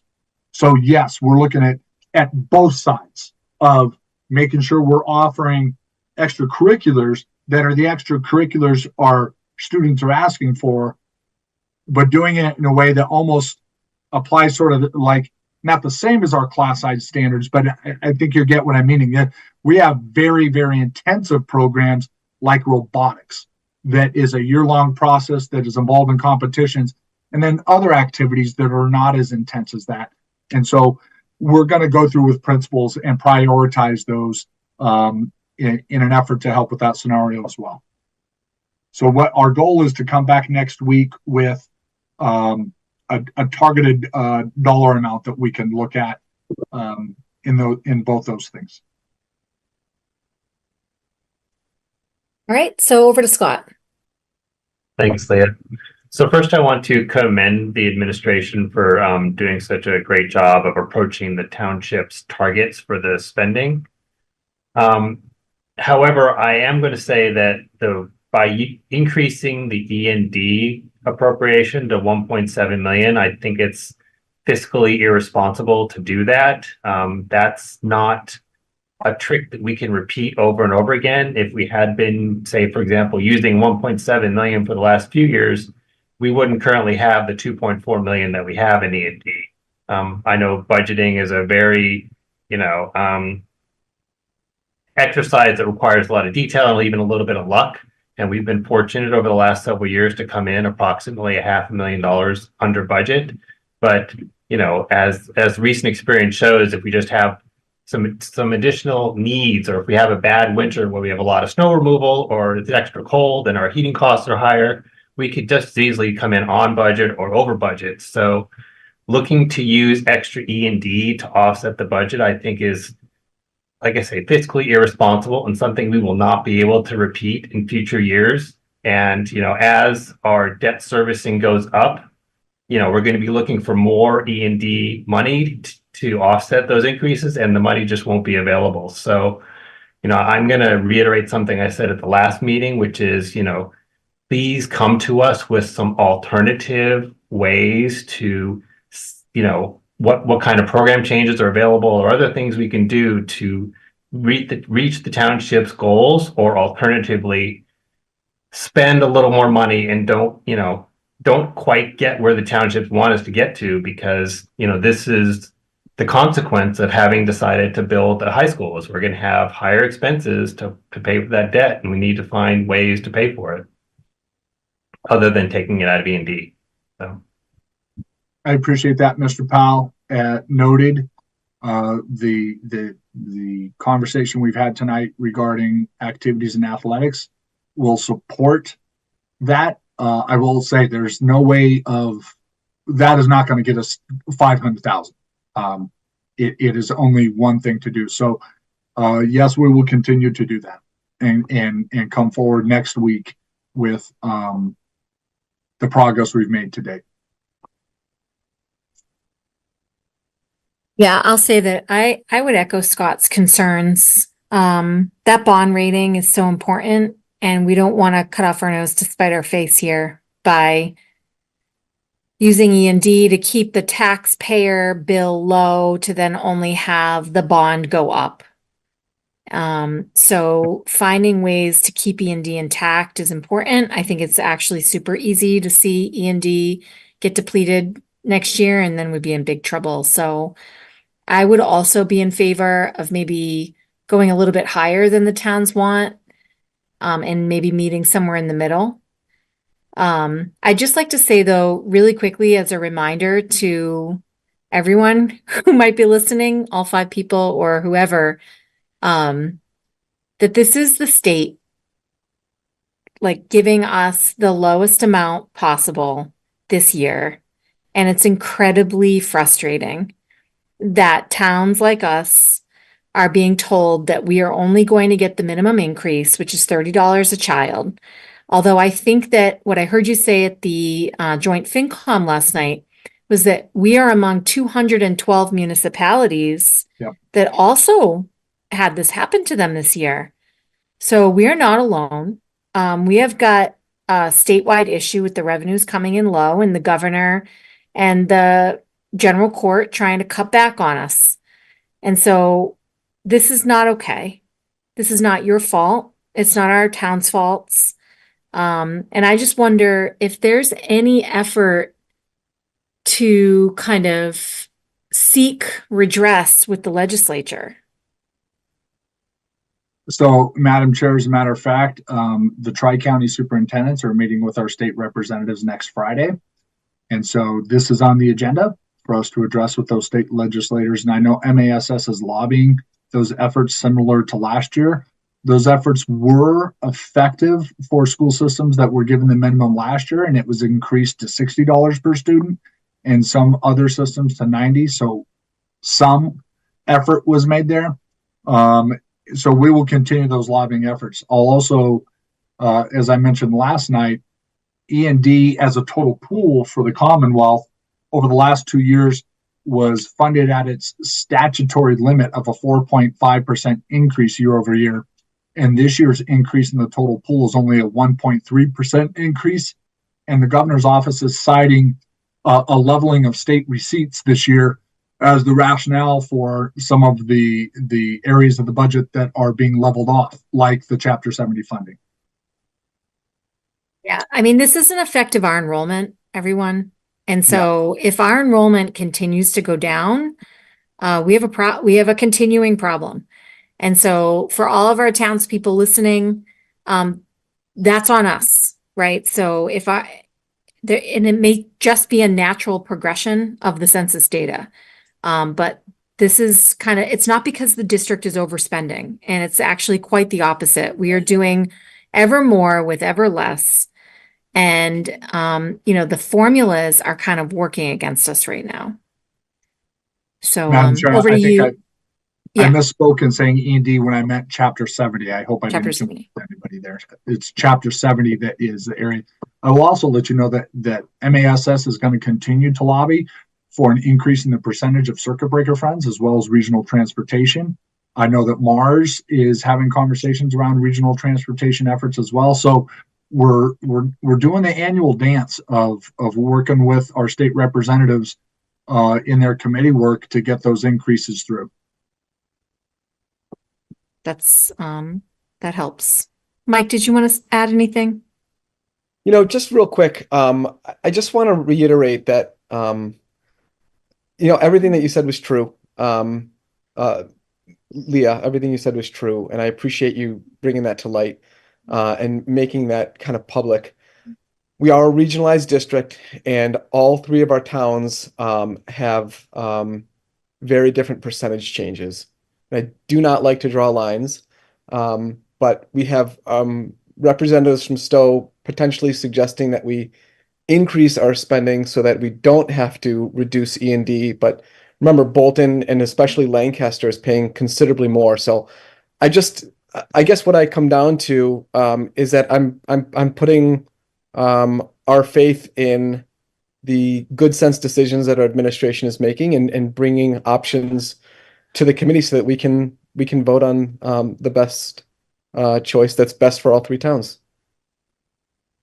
Thanks, Mike. Yeah, I recognize that the burden falls on Stowe the least, although we have the biggest portion of the budget. So like the percentage increase is lower, but our total spending is the highest.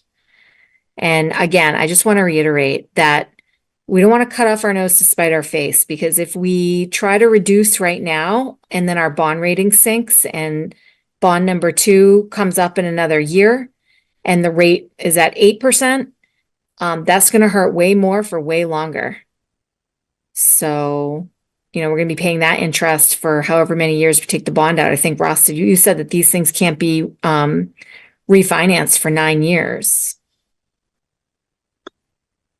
Yeah, and we still have more bonding to do. There's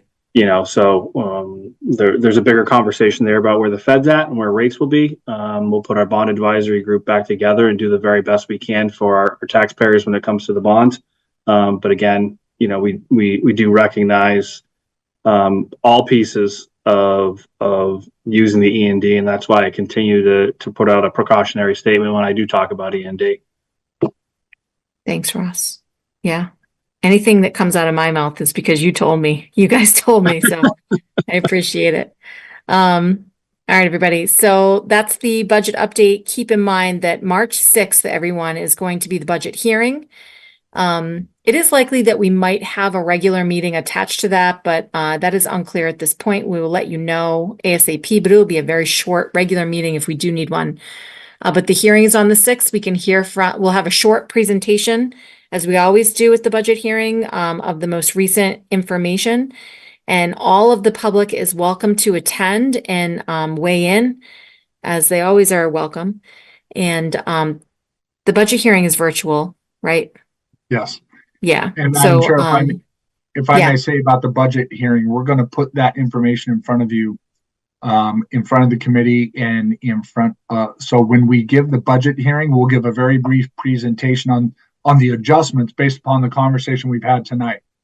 Just know after the hearing, if there's other direction or levers that are still available prior to the 13th,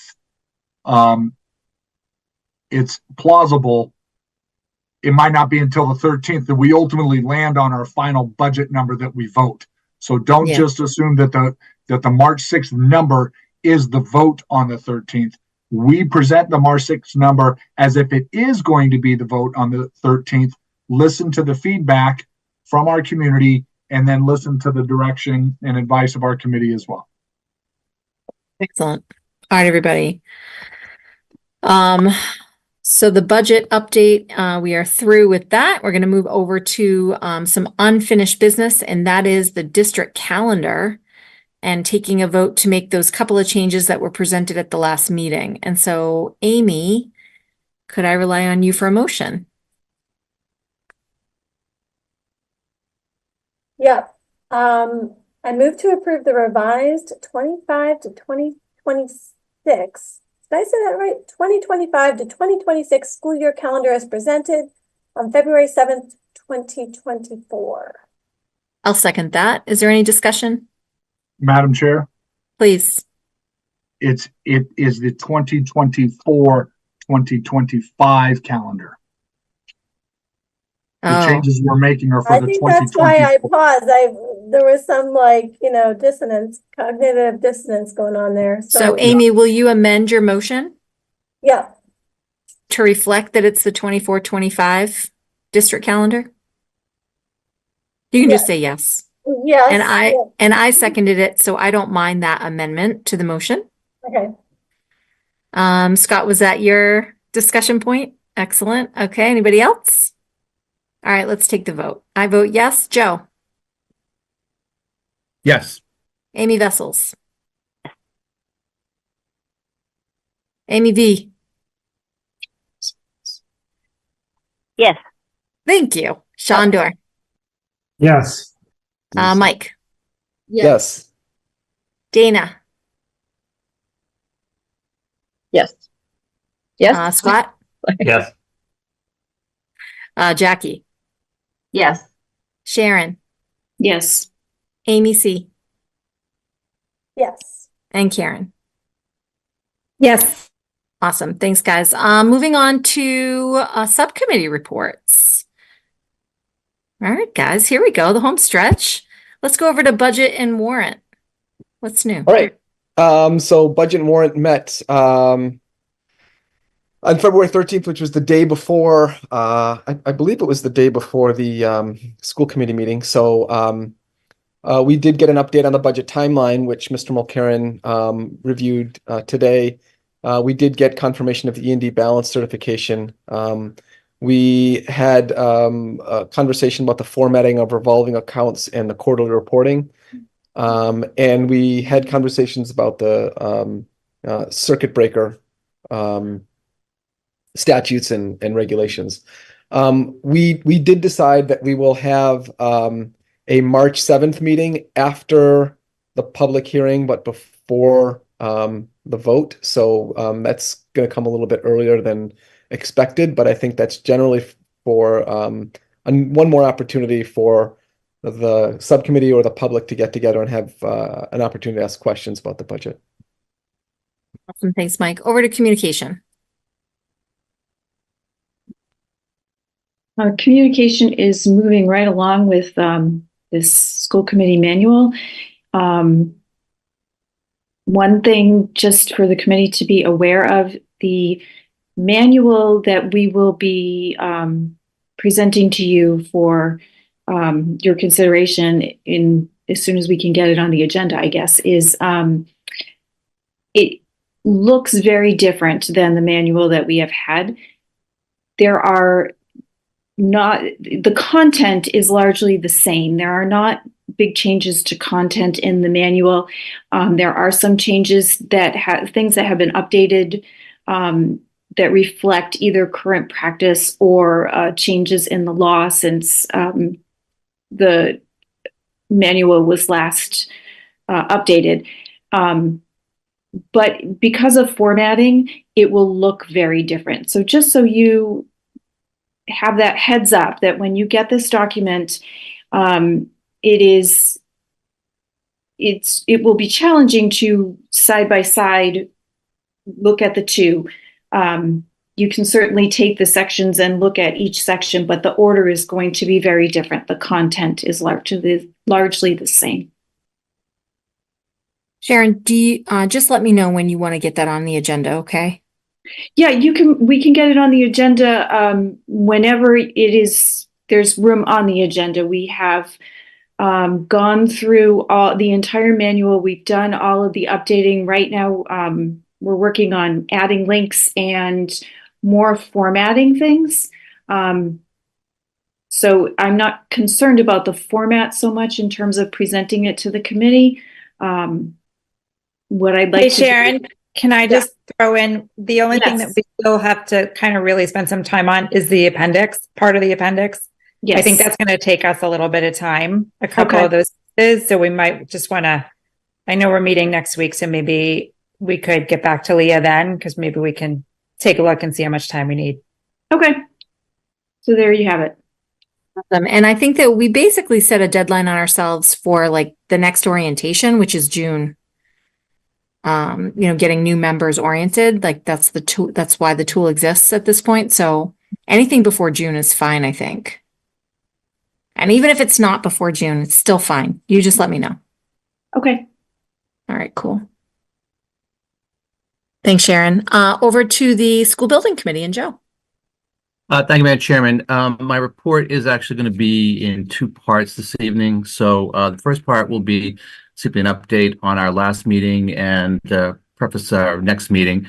So the building committee did meet on February 15th. It was an expedited meeting at which we approved the submission to the MSBA of what they call the Design Development Report. This is the first requirement under Module 6. It's essentially an updated report to the MSBA regarding the design and development of the new high school. Currently, the MSBA is reviewing the report, and we are scheduled for a meeting with the MSBA on April 10th to further review comments of their membership in regards to the design development. That is the first part. Oh, and our next meeting, of course, will be on March 21st, where we will be getting further updates on the design and development and further updates on the geothermal bidding. The second part of my report pertains to some comments that were made earlier this evening. And I want to preface the second part of my report by stating two things. One is that the members of the committee have constantly heard me write and or say that all plans are subject to change as this project progresses. In that regard, I'm going to lean on that motto, as it were, and suggest to the committee that all plans are in fact subject to change. There were some comments this evening regarding a design issue with the high school, specifically the bathrooms. This is not information that is new to the building committee, to our design team, to our administration, and or to the members of the public. However, the second thing I want to say is that with regards to design issues, all design issues start with the building committee. So on February 15th at our meeting, I did intimate that there was an issue that has come to light of late, and it pertains to the bathrooms. It was nothing that I announced at the meeting. I simply indicated there was an issue that has arisen. Wasn't right for discussion. Do not believe it is still right for discussion at this time, despite what we may have heard this evening. So at this point, there has been some discussions between myself, the superintendent, and the superintendent has spoken with our working group. He was or is going to be visiting one of the schools that our design team had constructed and designed. that has bathrooms similar to the ones that are part of our proposal. But in that regard, I will first and foremost suggest that any further discussion on this has to start with the building committee, which we will do on March 21st. From there, my inclination would be to open it up either at that meeting or perhaps the April meeting to some expanded public comment on this, if that is warranted by a decision of the committee. But at this point, I just want to be clear that the bathroom issue is something that's been on our radar for some time. I don't believe it's ripe for further elucidation at this point. We will be addressing it in due course. But again, it has to start, and it will start with our building committee. Thank you, Madam Chairman. Thanks, Joe. Over to personnel and Sharon. Anything new, Sharon? No report. Over to policy and Karen. I'm going to turn that over to Amy. I'm not on policy anymore. Oh, weird. I'm so I know. sorry. Amy, I always forget to remind Alita. Oh, so yeah, Alita. So Amy Vessels is the chair, which I definitely knew. So go ahead, Amy, in all your glory. What's up with policy?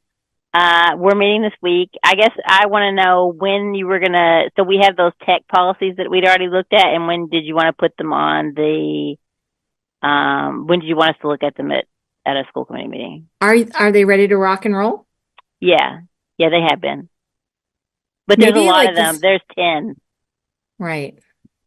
So I'll chat with Kirk about that at our next Wednesday. Yeah. Conversation. I'm thinking like after the budget vote, probably. Okay. Yeah. End of March. There's opportunity there. Okie doke. Thank you, Amy. I'll put it in the parking lot. Make sure it's in the parking lot. It is there. Was that it though, Amy? Yes, we're meeting this coming week, so no other information. And you're going to keep going with the family communication policy, is that right? Mm-hmm. Awesome. All right, thanks, guys. Over to audit advisory and Dana. We have no report. We will meet on Monday. Okie doke. Thanks, Dana. Jackie, you gave a little bit of a report earlier today. Was there anything else that you wanted to add to your Dear Jay report? Yeah, so Dear Jay met twice, once on February 13th and on the 26th.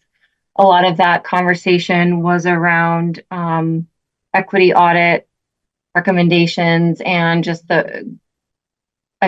processing the process. And then also drafting a supportive statement for our administrators and student council. Excellent. All right, moving over to CPAC. Karen, any update? I wasn't at the last school committee meeting, but I did attend a CPAC meeting at the end of January. They are still definitely looking for people to join them, whether on the board or just as members. And tomorrow evening, there is a presentation on their Facebook page for basic rights for evaluation and eligibility tomorrow at 6. It's online, so if anyone is interested in that, you can find the Neshoba CPAC page and get the link there. All right, thanks, Karen, for that. So, guys, items for the next agenda. Obviously, we've already talked about how the next meeting will be the budget hearing. If we need to have a regular meeting, I will let you know, but it will definitely be short.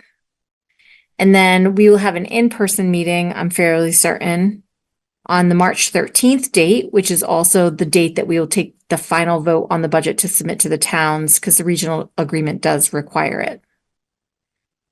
Anything else that is super pressing that you would like me to put on the radar? Go ahead, Dana. I just had a quick question about the budget meeting on the 13th. You said that it was in person. Is there I cannot remote in on that one. I'll be at the airport during that time. So we don't normally, we don't normally do the hybrid option. Okay. And we really just need a quorum of school committee members, but why don't you and I chat about that? Okay. Afterward. No problem. Okay, doke. Sounds good. Madam Chair? Kirk? Yeah. this is in regards to the planning calendar. Yes. Knowing that we have to get some of the insurance facts to our bargaining units for them to go through a ratification process, and with no school happening on Tuesday, that's going to be very difficult to pull off before the 6th. So, Madam Chair, we should add an executive session to March 13th for the consideration of ratification of benefit changes. Very good. So the official numbers on that really won't come out till budget night, but we should be able to have a forecast. Okay. Anything else for the good of the order here? All right, everyone. As always, if anything comes to you, just shoot me an email and I will put it on my list, and Kirk and I will discuss on Wednesdays. And if there's nothing else, I'm going to move to adjourn. Do I have a second? Second. Thanks, Amy. And Joe has taught me well, there will be no discussion. We're just going to take the vote, and I vote yes. Joe? Yes. Amy Vessels? Yes. Shondor? Yes. Jackie? Trying to be fast. Yes. Dana? Yes. Scott? Yes. Sharon? Yes. Amy Cohen?